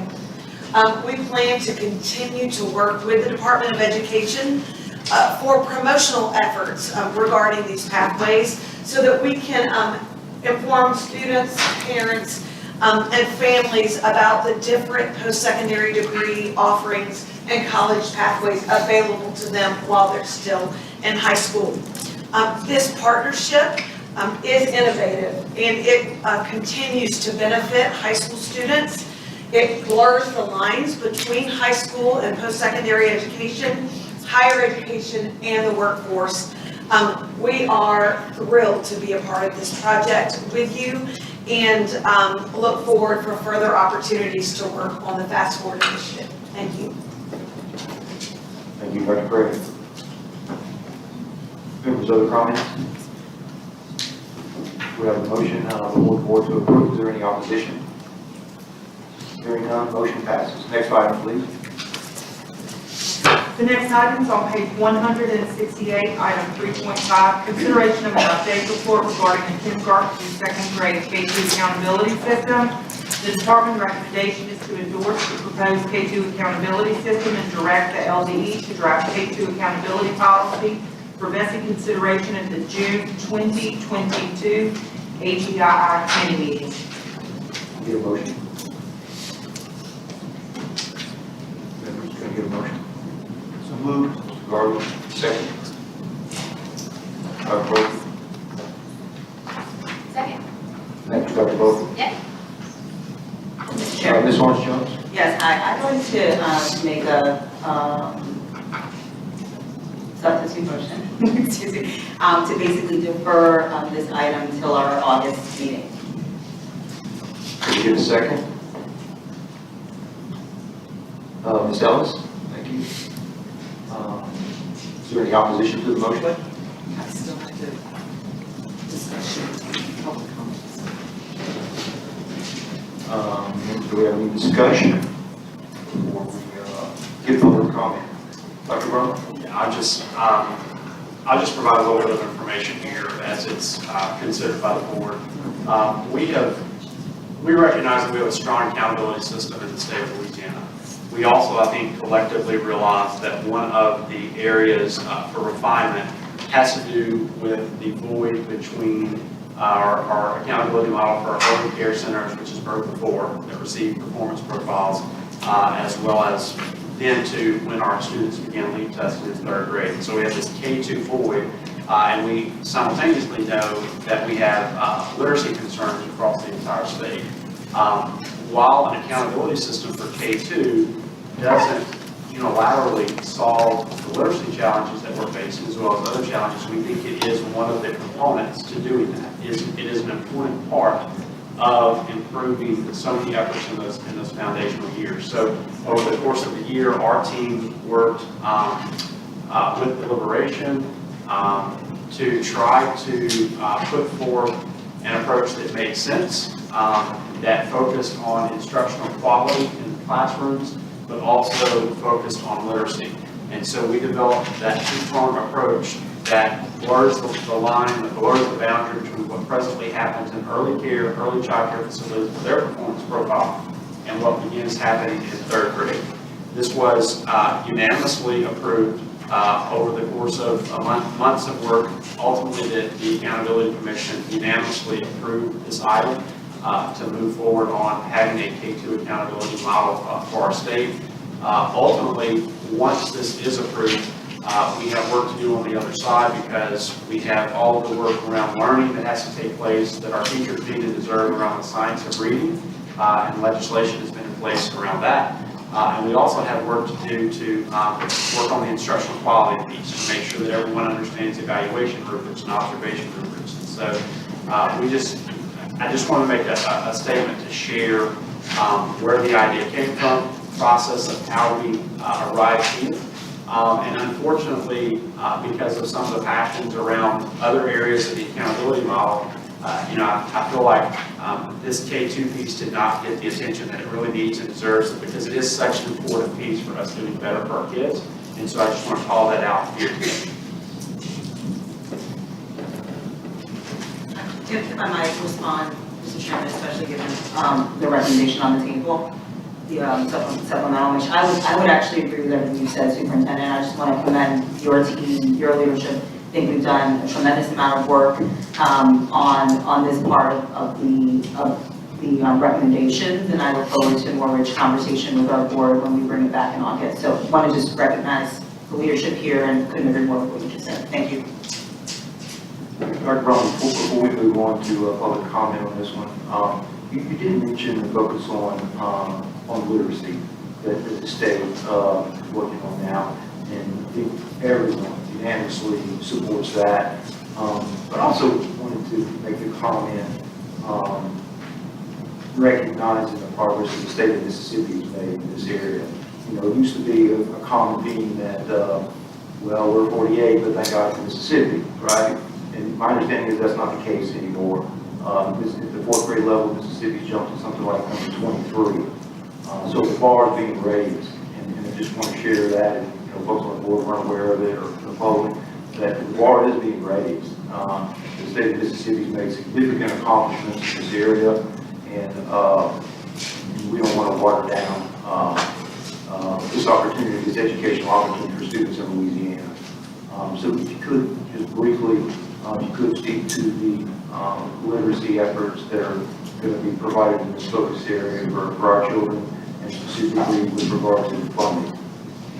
Yeah, I mean, the Mississippi piece is important. They did a lot of things right, about 5 or so years ago.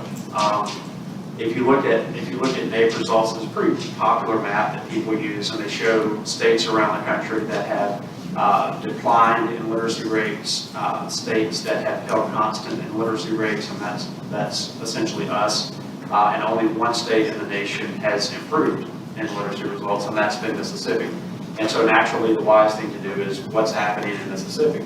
And so we have done some of that work. In some ways, comprehensively, the plan, other than just accountability, aligns with some of the work that Mississippi has done. But I think in other places, it's a little more aggressive than the Mississippi approach.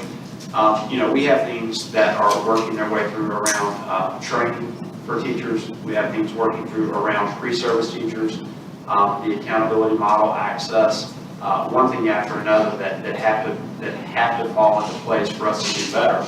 But we have a lot of energy around this, and I feel good about it. The literacy piece of the accountability model, we don't want it to just be about a score. We want it to be instructive. So for instance, we want, uniform indicator across the entire state. That way we actually know, when we say only X% of our kids are on grade level 3 in the first grade, we have comfort in believing that number to be true. And I don't think we have comfort in believing those numbers to be true right now in K2, because there are different screeners utilized across the state without training on those screeners, and without the environment that those are being implemented probably appropriately uniformly across the state. So instructionally, we want to make sure that we have a good indicator in place that gives us information on kids, and then we can use that over the course of the year to progress monitor kids and see where they are, and then make instructional decisions on that. Those opportunities in the middle of the year are not part of the accountability model, but they're part of good practice, and they're part of growing kids. And we need to make sure that we are thinking about growing kids towards an end result. And so that's what this piece would also do. Thank you for that. Can you speak to funding as far as, how we prioritize funding for this initiative? Yeah, we have some level of startup funding in our stimulus dollars that we have available when we're thinking about training around the science of reading, training around some of the observational pieces, and some of the initial points of entry around the indicator. But what we're also trying to do is think about how we embed the costs into our current budget, not so that we're not having to go and ask for money. And we have been working on that, and we feel comfortable that we're going to certainly be able to do that. So we haven't committed any specific funding yet? Is that what kind of? Well, we can't tell you exactly cost on every part of the detail right now. Like, for instance, we have RFP out, a request out for an instrument. We know that we're going to have to do training on, for instance, class observation or NIT observation. We're going to have to partner with third parties to make sure we have quality control in place. And so there's a lot of work on the other side of the boat that has to take place that we will do. But we're not concerned about the funding piece. We're going to work that out with the agency. Thank you, sir. Mr. Morris. Dr. Bowman. Superintendent, what are the steps as you see it in moving forward with the K2 piece? I know this was an agenda item for today, and there's the motion on the table to defer it. What are the steps that it's going to take to get to a place to where we have policy on the K2 piece? Yeah, procedurally, what would have to happen is we get to a place where we conceptually agree on this idea, and that's what this is about. It's the item was to agree on the concept, and then we would bring back next summer the actual bulletin. So on the other bulletin pieces, so on the other accountability items, you already have the bulletins developed. That's not the case with K2. K2 is concept, and next summer we come back with bulletin.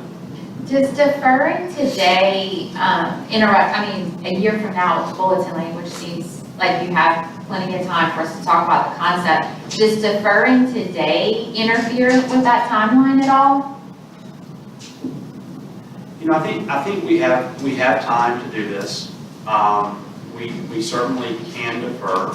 Our initial recommendation is to approve, just because we felt like this is an important piece. It was unanimously approved.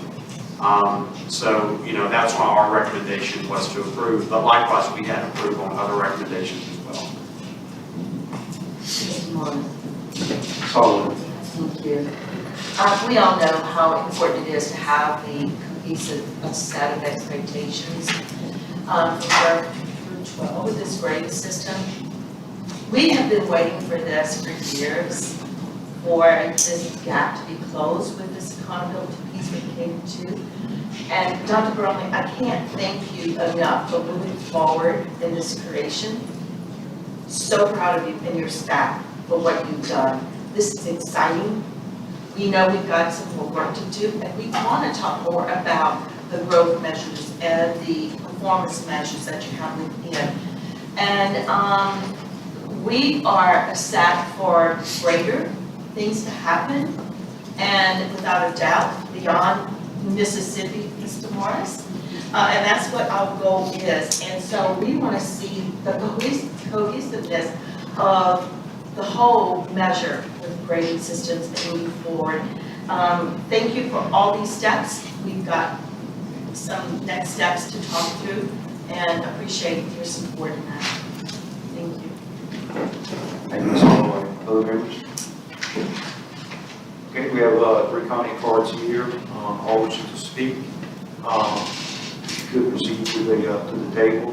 Superintendent Wes Watts, Dr. Patty Glazer on deck, and Mr. Patrick Dopart in the hole. Thank you, Mr. Chairman, members of the board. Wes Watts, Superintendent of Schools in West Baton Rouge Parish. And clearly stated to be the past president as of last week. But here to speak on behalf of them, we support this K-2 initiative. The 3 key strategies that we have supported as superintendents, number 1 is the K-2 literacy and making sure our students on grade level 3. We understand more discussion may be needed based on the comments today. We'd love to be a part of that, look forward to that, and we do appreciate this move.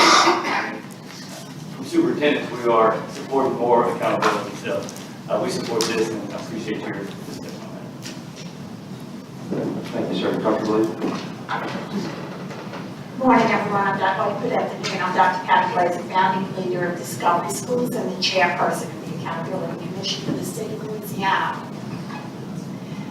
Before I talk about K2, I just want to say to DESI members and Superintendent Brumley, thank you for your leadership during this most difficult of years. Like some of you, I was both a Katrina administrator and now a global pandemic administrator. Both were very difficult. This year seemed harder because there was more blood involvement in it, so not as much support from neighboring states and communities. I'm very proud of Discovery Schools and charter schools and public schools across Louisiana that reopened when so many states have been closed for 15 months. So I want to thank you for your leadership for that. As chairman of the Accountability Commission, K2 accountability has been studied all year long. We did work on things other than the pandemic, which was totally refreshing, I must say. And it's supported by our commission unanimously. I was a former SLP, speech language pathologist, for 20+ years. So it both pains me and excites me to support this because in my role as an SLP, I realized what an important role verbal expressive language plays in students' academic development and success.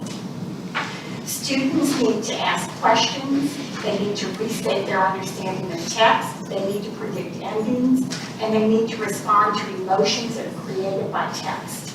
The class evaluation, classroom assessment scoring system measures teacher and student interaction, which is a key factor in driving academic success. As a practice, I've always placed my strongest teachers in K-3 because I know that early literacy success leads to lifelong academic success. The 2019 ELA scores of 3rd graders at Discovery Schools reinforces this practice of putting your strongest teachers at K-2. With K-2 accountability focusing on early literacy and teacher-student interaction, hopefully we will improve K-2 performance, which will impact performance in grades 3 and above. I am a boots-on-the-ground administrator. We are preparing now for this change in the accountability practice, so several of my administrators next week are being trained in class procedures. We're getting our teachers prepped for it. We have long PDs in August to help prep for it. I really encourage you to support the concept of K-2 accountability now as opposed to deferring it because it helps boots on the ground administrators get ready for this change. There will be a pilot year, so the pilot year helps us adjust to it. And then we'll have data from the pilot year that probably will help us make adaptations to it.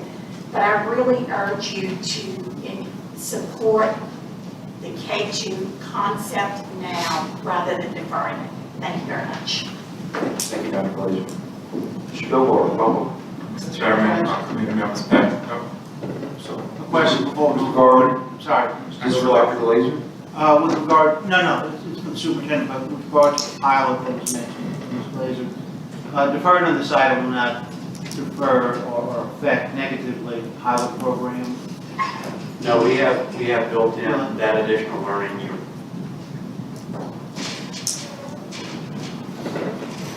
try to keep it to one. All right, thank you, Mr. Chairman. Patrick Elroy, I'm representing New Schools from New Orleans. Just a few things. First, to echo the sentiments of Superintendent Watts and Dr. Glaze, I want to thank you, Superintendent, and the board for your leadership, in particular those individuals serving on the Accountability Commission. That's not an easy group. That's a lot of work. And not knowing what all of the reasons are why you're deferring, I would echo Dr. Glaze's sentiments. If it's just about K2, so if there's opportunity to reconsider and maybe do that to move this along, we would be totally fine with that. Especially because, as many people have said, this is long overdue. And when we think about one of the biggest gaps we have in Louisiana and one of the things we haven't been able to get done in the last 15, 20 years, it's the K2 accountability piece. And so to be at the cusp, to be right there with all of these approvals, feels like a really good thing. And we know that hopefully if it's a few more weeks at the most, that you get this done finally, that would be great. But if there's a way to do it today, that would be something that's really good as well. So we would support either way. I do want to also add that, Superintendent, thank you for coming out to New Orleans to speak to our Executive Educator Fellowship, which we call E3. It's for aspiring school leaders who want to end up being CEOs or CMOs in New Orleans. And during that meeting, one of the leaders, two of the leaders, they're actually working at immersion schools in New Orleans, International School and Lycée Français. And they did point out to the superintendent, I just want to put it on a record to ensure that it's thought about going forward with the early literacy piece. Many of those students that are in immersion programs, they don't speak English fluently or well until probably the 3rd or 4th grade. And so if they're going to be assessed outside of the languages that they're learning, in most cases in Louisiana, it's French or Spanish, they could be disadvantaged. And so we want to make certain, I'm sure the Accountability Commission talked about it, but those leaders brought it up and they weren't aware if that had been addressed. And I know, Superintendent, you said that you would definitely make sure that that was looked at. I just want to make sure of that because we don't want those schools, particularly there and then around the state, to not be successful because we're assessing students who are born in households where they speak English. However, the families have chosen for them to take this step to learn another language. And then ultimately, those students, by the time they get to 4th grade, they do phenomenal at school. But it's just those early years, and so let's just make sure that we're being thoughtful with that. But otherwise, again, thank you all for the time. And Mr. Chairman, I did have a quick question. The agenda states that for item 4.1, there would be an Accountability Commission report. Would that be the appropriate item for myself and other colleagues who want to speak to the growth formula? Would that be the item, or is it 5.2? 5.2. Okay, that's what we had down. I wanted to double check, so thank you for that clarification. Thank you. Members, I don't have any other public comment. Is there any other comment on the board? We have a motion to defer before the board. Is there any opposition? Hearing none, the motion passes. Thank you. Next item, please.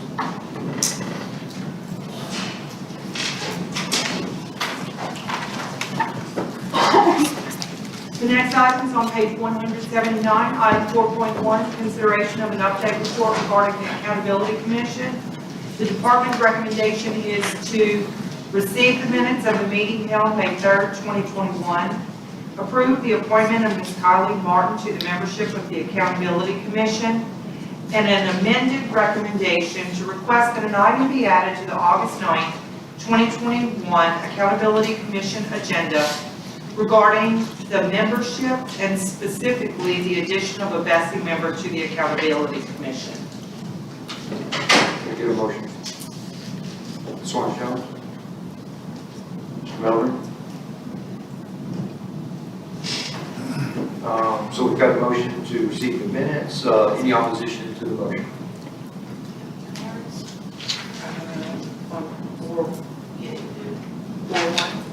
Yes.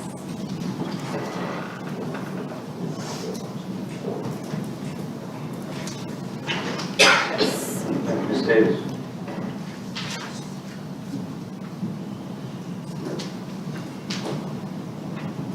All right. So we have several folks wishing to speak on this one.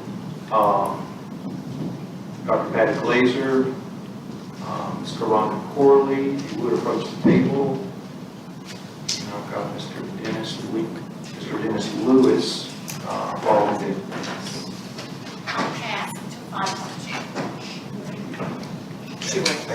Glazer. Ms. Corley present? She stepped down. Now, Mr. Lewis, Mr. Dennis Lewis, yes, sir. And Mr. Eddie Scott will be next.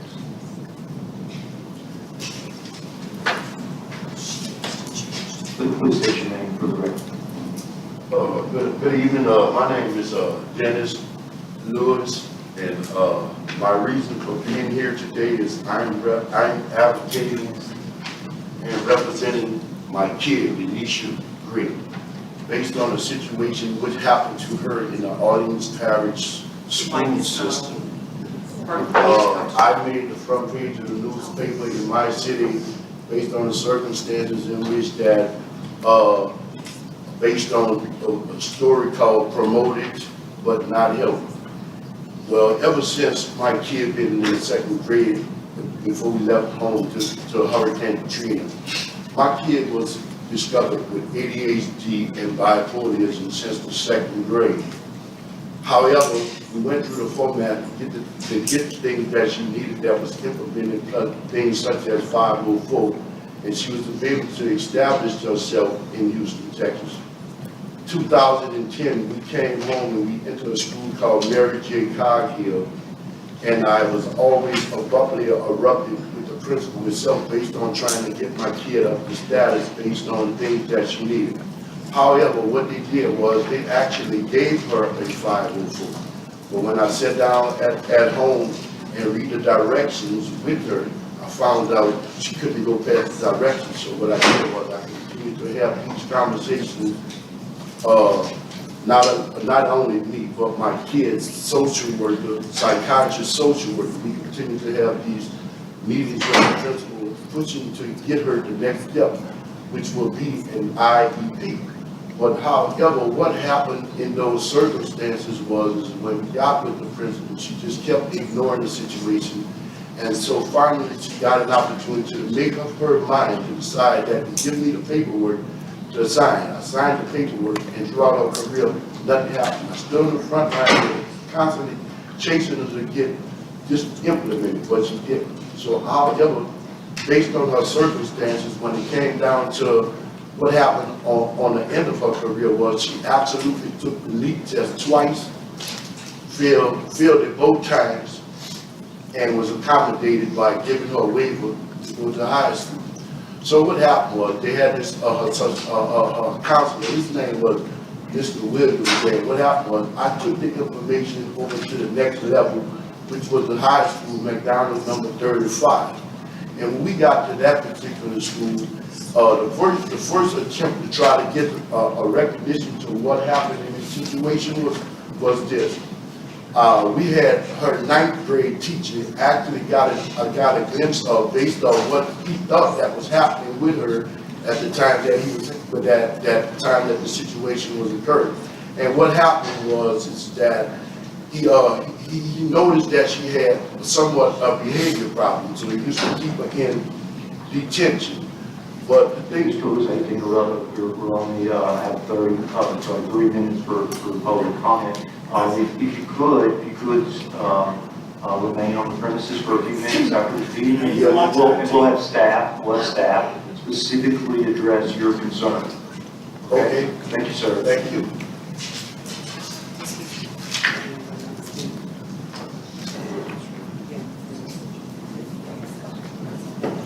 Mr. Scott, did you want to speak as well? No, I was the other. Okay. Thank you, sir. Okay, and I've got Mr. Wes Watts. Wait for by 2. Okay, thank you, sir.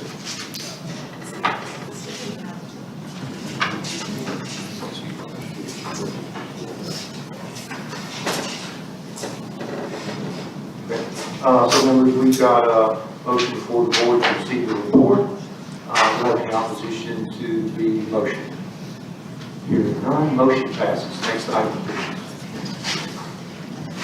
I'm sorry, we've got a recommendation also. Thank you, Ms. Davis. We've got a recommendation also to approve the appointment and add a SE member to the Accountability Commission. Okay. Is there any discussion on this item, members?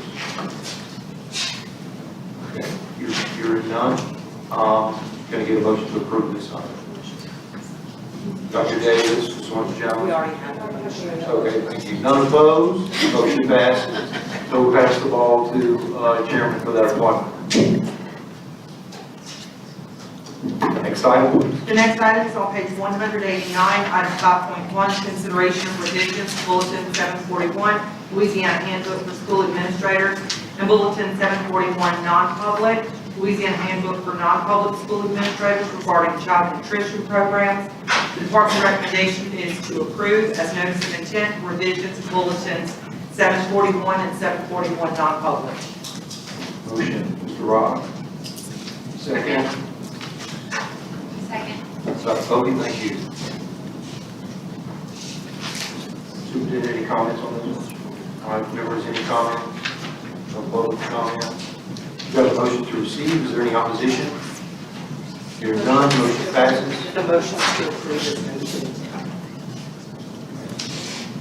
So is there any opposition to approve the notice of intent? Hearing none, motion passes. Thank you. Next item, please. The next item is on page 192, item 5.2, consideration of revisions to bulletins regarding accountability measures. The department recommendation is to approve as declaration of emergency revisions to bulletins 111, 118, 741, and 741 non-public, effective June 16, 2021, for a period of 120 days or until adopted as a final rule, and approve revisions to these bulletins as notice of intent. Further, the department recommendation is to authorize the LDE to make necessary revisions to the Louisiana State ESSA plan as a result of the above revisions. Can I get a motion?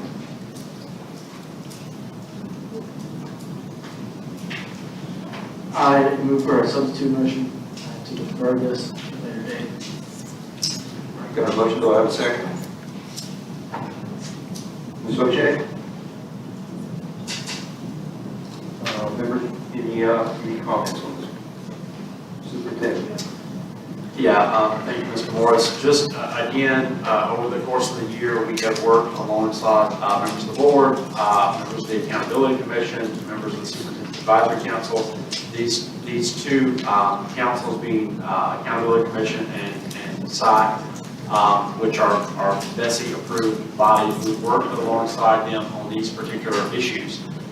We all, let me take that back. We have a strong belief at the agency that aligns to the beliefs of regents and workforce that we have to be more intentional in connecting students to what's next in their life. You approved some of those endeavors earlier today. One of the things that we did mention, we talked about the number of students with associate's degrees. We didn't mention that out of 42,000 graduates, only 9 had a full apprenticeship. And so the work that we have done at Accountability Commission incentivizes some of the work that you previously approved. It also does its best to elevate career and technical education, not just talking about elevating career and technical education, but actually elevating career and technical education in our accountability bulletin. So the majority of the strength of diploma piece, for instance, was unanimously approved by Accountability Commission. We did have discussions around ACT and work keys. You're aware of those conversations. We worked to create a menu of services and opportunities for schools around interest and opportunities. And then finally, the last issue was the growth formula. If you are not aware, on the last Accountability Commission meeting before this board meeting, the motion came from the floor for us to carry to BESI a growth value of 47%. After that took place, we came back, we ran simulations, we said, we weren't comfortable with that, but we were comfortable in ensuring that BESI had the opportunity to consider this. So we put forward a recommendation at the national average, which is 38%. Again, when you're talking about the national average, you also have to understand that across the country, growth is measured differently. So really, again, just thankful for the work of the Accountability Commission, thankful for the work that Superintendent Advisory Council. Thanks for all the thought partnership among Bessie members on all these really important pieces. And our team is available here if you have any particular questions. Thank you, sir. Before we move on, I just want to get clarification from the board. We've got a motion to defer some clarification to defer to when? August. Okay. Do you want a second on that? Jones? Yeah. I think we're gonna say, I just want to be clear that the second is to the August, not August. That's great. Okay. Members, any comments? I just have one point of clarification, please. Ms. Orange Jones? Based on your update, you mentioned unanimous votes from the Accountability Commission. It sounds like that was true for all three components that the department decided to bring forward. Is that accurate? Yeah, I mean, we had unanimous approval, if memory serves me correctly, around the strength of diploma work that aligned, that elevated career and technical education and put it on the same value path as university preparation, and also aligned with a lot of the work from regents and workforce. If memory serves me correctly, we had unanimous approval there. We had approval, but not unanimous approval around the ACT work keys work. And then on the 47% growth rate, we had Accountability Commission, the motion came from the board, 47% roughly, and then it was unanimously approved with the caveat that we share a full growth score and a full performance score, and that be included on the Louisiana School Finder website. So again, Accountability Commission, which I did not create, that had been working for some time on accountability issues, made a unanimous recommendation for us to bring to this board a 47% growth value. We did not do what they had asked us to do, but we also recognized the signal that they sent. And so instead, we lowered that down to 38%, understanding the signal that they sent and the fact that it was a unanimous request for us to carry that forward. Members, other comments? Okay, there's several public comment requests here. We'll start out again with Dr. Glaser and Dr. Angel Beck. And next I've got Ms. Caroline Roman.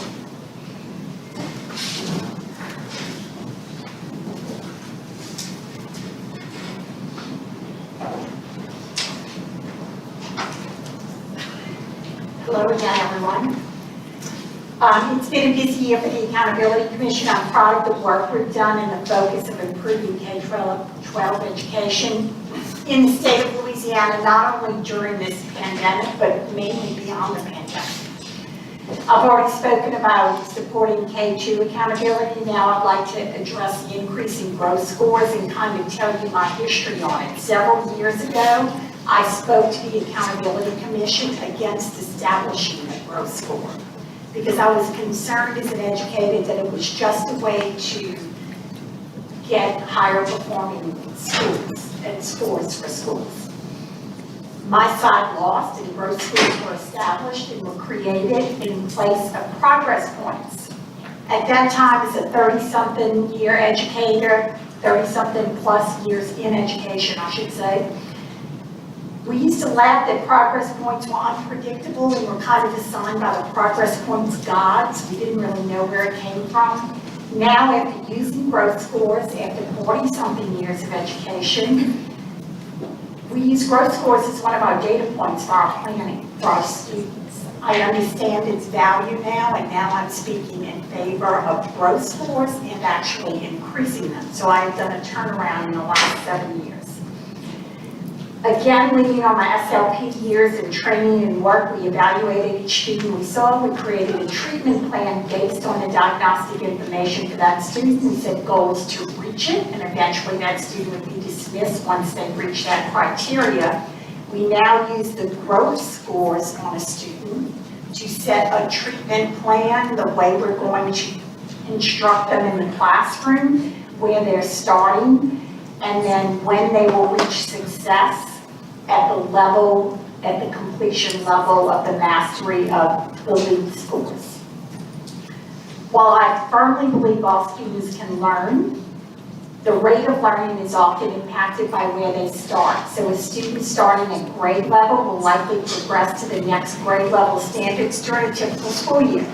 A student starting below grade level has some catching up to do.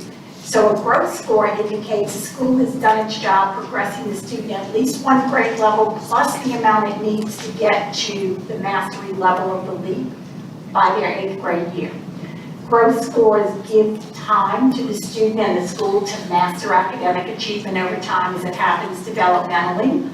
And they give the school yet another data point to help plan whatever intervention is needed to achieve the literacy and math growth that is needed. So as one that was initially opposed to growth, I've grown to realize it's another tool in our toolbox to help increase student achievement. In a state where many students perform below grade level, I think it's important to recognize growth in students in getting them toward that ultimate goal of mastery. Schools that are growing students in academic success are successful schools, as are the students that are achieving that growth.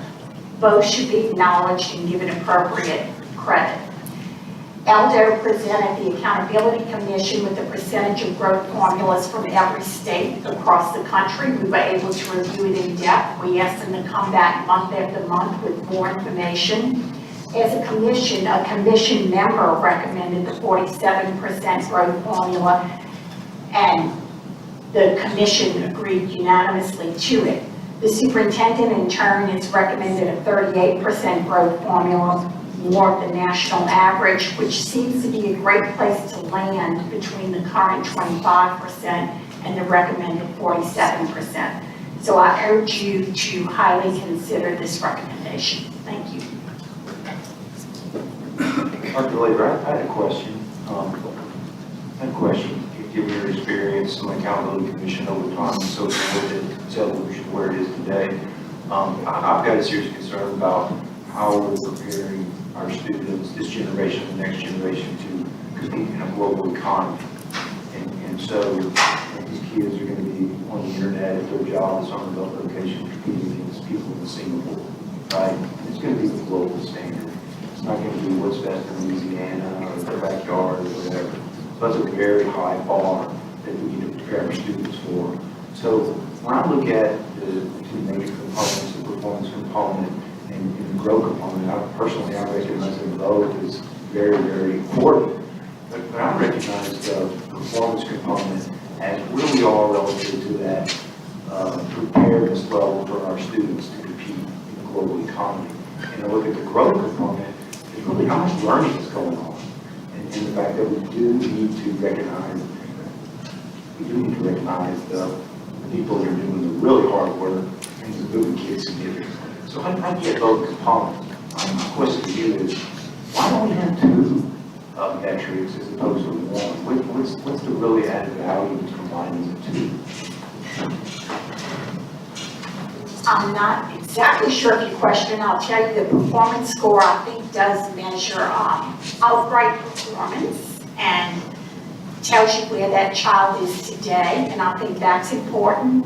I think the growth is equally important. We all know that kids don't arrive to us prepared the same way. I have a grandchild in Los Angeles and stayed home for 15 months because of the pandemic.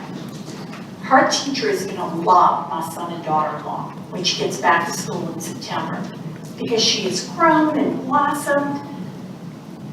But they've called me about how do I develop literacy? You know, how do I do this? So the achievement gap is likely to be even bigger after the pandemic. It is hard work to get a child to grow. That's what I spent my whole life doing, getting at for students to grow. That's what I've focused on my entire professional career. So whether they're combined into one or not, as an educator, I need both schools. I need that straight up performance with this group of kids that come to me really ready, and we're ready to push them into mastery and maybe advanced levels. And I need those growth scores to be part of my triangulation of data to see where they're going. If we want to combine it for a total score to say how schools are doing, that doesn't matter to me in my classrooms and in my school setting. For parents, I think it's clearer to have them as separate things. and to explain to parents what a growth score is and what a performance score is. Thank you, Vanessa. Dr. Banks, I believe you're up. Hi, my name is Dr. Angela Beck. Close. Hi, my name is Dr. Angela Beck, and I am the superintendent of Redesign Schools, Louisiana. I also serve as a commission member for the Accountability Commission. The student growth, as Dr. Glazer just explained, I'm very passionate about it. I can't emphasize enough. We do have a number of students that do come to us ready to go. They're on grade level. They're all set. Unfortunately, we have some babies that come to us as well that are way behind the start line. Some are closer to the start line, some are further back, and some are like, we're getting them suited up for the race. With that being said, that's why the growth is so important. My colleague, Serena White, who also serves on the commission, she did some research, and there's an article from the Education Commission of the states. It's addressing the accountability report for all the states. It's pulled from the Asher Plan in May 2018. There are 40 states that use growth. A lot of states, growth in the academic performance is not the only measure that they have for their overall score.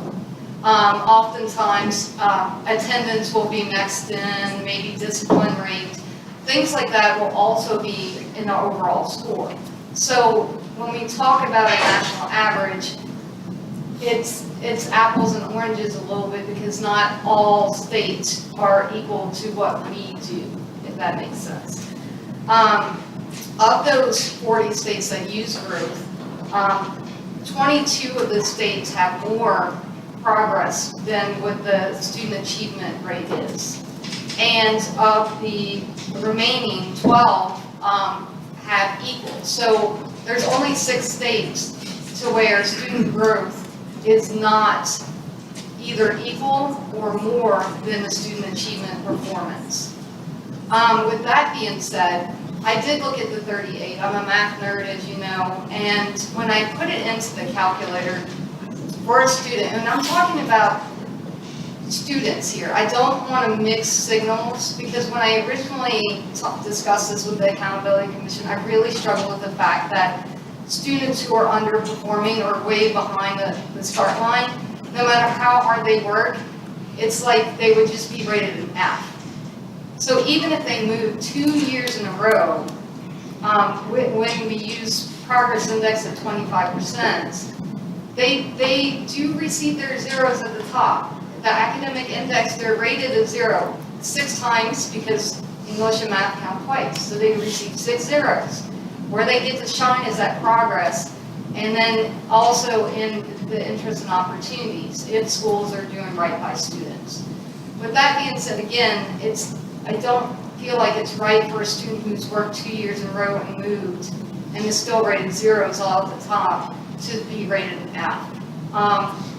And the number I'm about to say is reflective of the C moving in future years. As you know, in 23-24, the C will shift to a 65, and then in 24-25, the C will shift to a 70. With that being said, for a student who's in that position and grown 2 years in a row, has received zeros at the top, received all their interests and opportunities, is really trying hard to accelerate and get on grade level, that student should be receiving at least a C, in my opinion, and a low C. I'm not asking for anything bigger than that, but that student and that school and that family and community have worked hard to move the student, and they should not be rated an F or a D, in my opinion.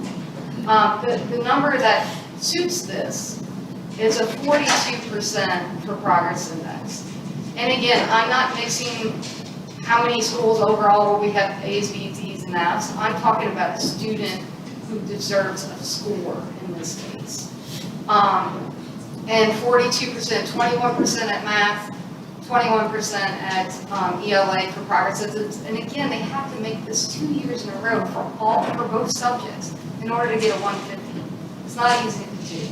They also have to earn their 5% interests, and opportunities. And if that's the case, they should be a C. And I'm asking for 42%. There is a number behind this. It's not just an arbitrary number.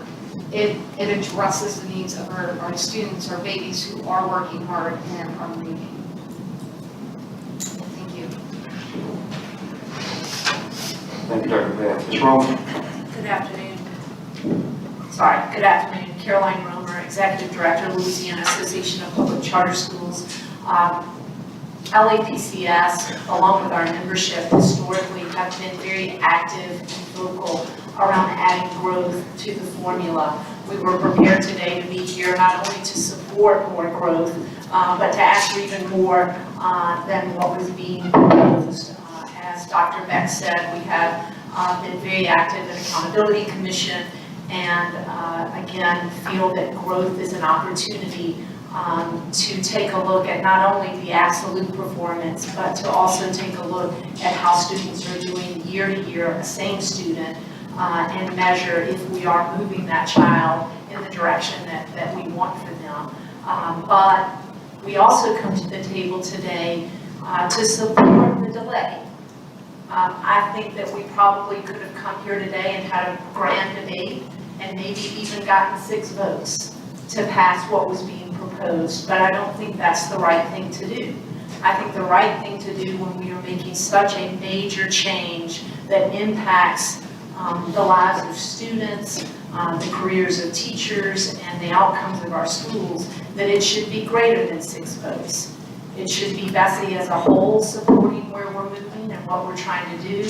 It should be supported by advocates and parents and teachers alike. And what's been disappointing is over the last few weeks, time and time again, reading articles and talking to folks who believe that what this effort is about is to mask failure. And that's absolutely not what LAPCS or our membership is looking to do.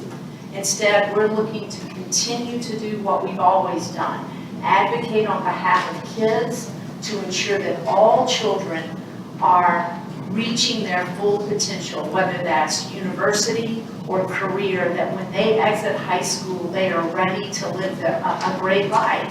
And it's not about how many F's or how many D's, but instead, it is about holding grown-ups accountable to what we expect them to do, but also providing incentives and hope for those that are working really hard to meet the goals that they have set for their students. So we look forward to the next 6 weeks and working with you and members of the education community on how to come up with a framework that, again, does not take away from what we are trying to do, and that is get kids ready for life. And whether that is sitting in a work group or putting in public comments, I assure you that the Louisiana charter school community will be a leading voice in how we can do this moving forward. Again, many of our schools are serving populations of students that, as has been said by Dr. Glazier and Dr. Beck, that come unprepared. They are not at grade level. And so we want to get them to grade level, and we want to again celebrate the work that so many of our teachers and principals and school leaders have been doing on behalf of those. So we are committed to working with Dr. Bromley, you as Bessie members, and the rest of the community to get this right. Thank you. Thank you, Ms. Ron. Also got a comment card here from Mr. Gordon Ford, if you would. Mr. Patrick Jobar, if you would come down, and Superintendent West Watts. Please state your name after that. Yes, sir.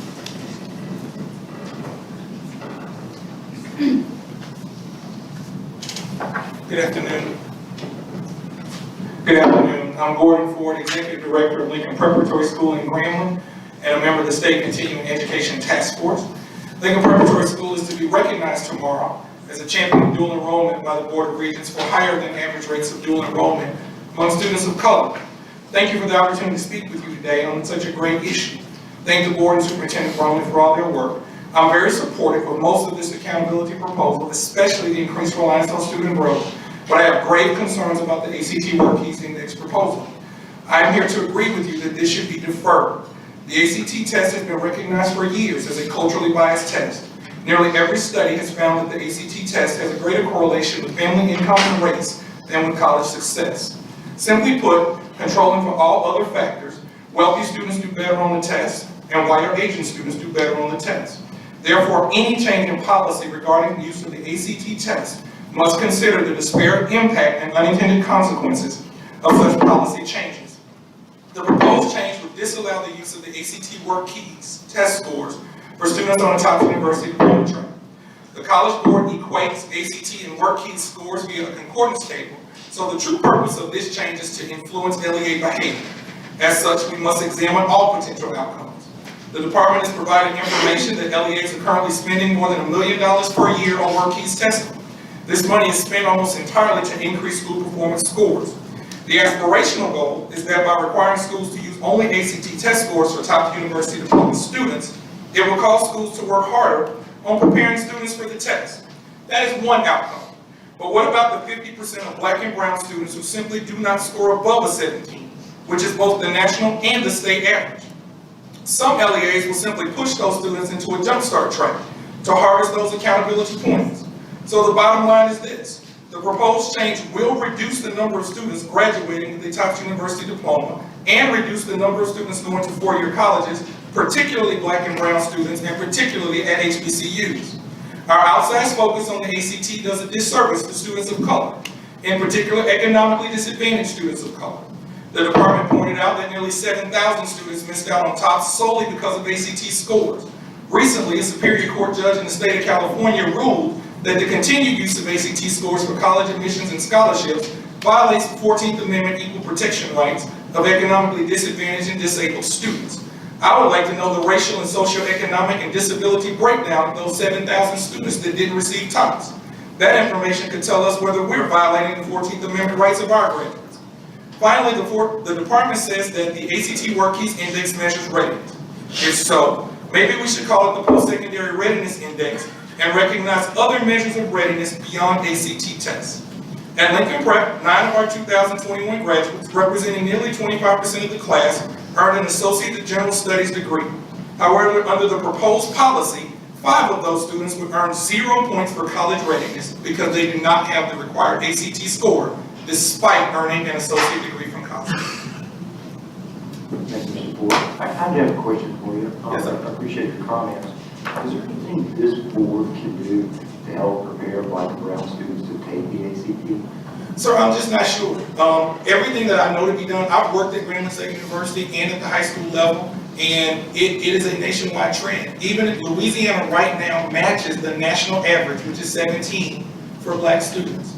And so, knowing that, there needs to be something other than ACT, and Regents recognizes us. In Mr. Ford's comment, he pointed out that socioeconomic is very, so it's black and brown. But I think what you will find more so is more socioeconomic than anything. And I think why we see that overrepresentation in the lower ACT scores is that for black and brown children, probably more overly represented in a lower socioeconomic class. So I would say what the superintendent, the state superintendent is doing in terms of a much more comprehensive approach to early education, to the accountability system, to make sure that the entire continuum of education is stronger for all children, we're more likely than not yield to better performance on standardized testing. So, Mr. Morris, I greatly appreciate your question. It's a conversation you and I have had for a long time. So I know Mr. Morris asked that question out of love and out of concern. And I will say that many of the things that the state is attempting to do is speaking to that. Mr. Ford makes some great points. And I think that's one of the reasons for deferral, so that we make sure that we appropriate analysis to be able to come back and make a very, very informed decision in a couple of months. So thank you, Mr. Ford. Thank you, Mr. Morris, for asking that question. You're very welcome. Who's other comments? Mr. Delaware, you're up. All right, thank you, Mr. Chairman. Again, Patrick Delaware, I'm with New Schools from New Orleans, the CEO of New Schools from New Orleans. And accountability is really important to all of us, I know. And I was just thinking about a little bit, looking at Dr. Bosher, we've been around a while, and I know she remembers well the conversation we were having She about. told me earlier it's 50 years from her, by the way. Yes, definitely.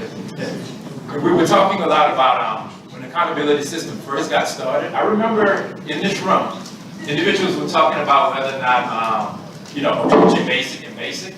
And approaching basic was the bar, and I remember I was a classroom teacher, but watching and reading constantly about what they were going to do. And when I realized that approaching basic was like the second lowest bar, and my colleagues were complaining that, oh, we're going to take these state assessments and it's going to be so hard, I was dismayed. I was like maybe 10 years into my career, and then I remember I fast forward, we moved, we got to basic, and now it's at a mastery, and we were saying the students are proficient.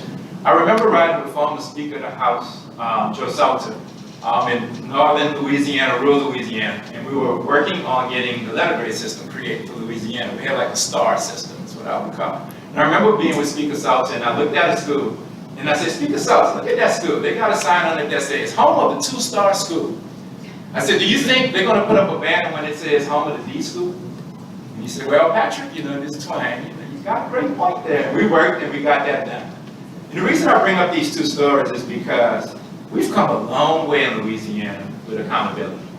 We have a very strong system that's nationally recognized.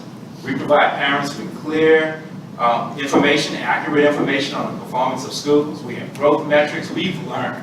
And growth wasn't the thing that we really were looking at years ago. We were looking at absolutes. But we also have kept it flexible enough to where we grow. And Superintendent Watts and I were just sharing that. This is one of the reasons we have to truly dismantle systemic inequities. Because we're oversimplifying a lot of times in our conversations the complexity of why certain groups of kids and sometimes different groups of kids are consistently disadvantaged in Louisiana and other states.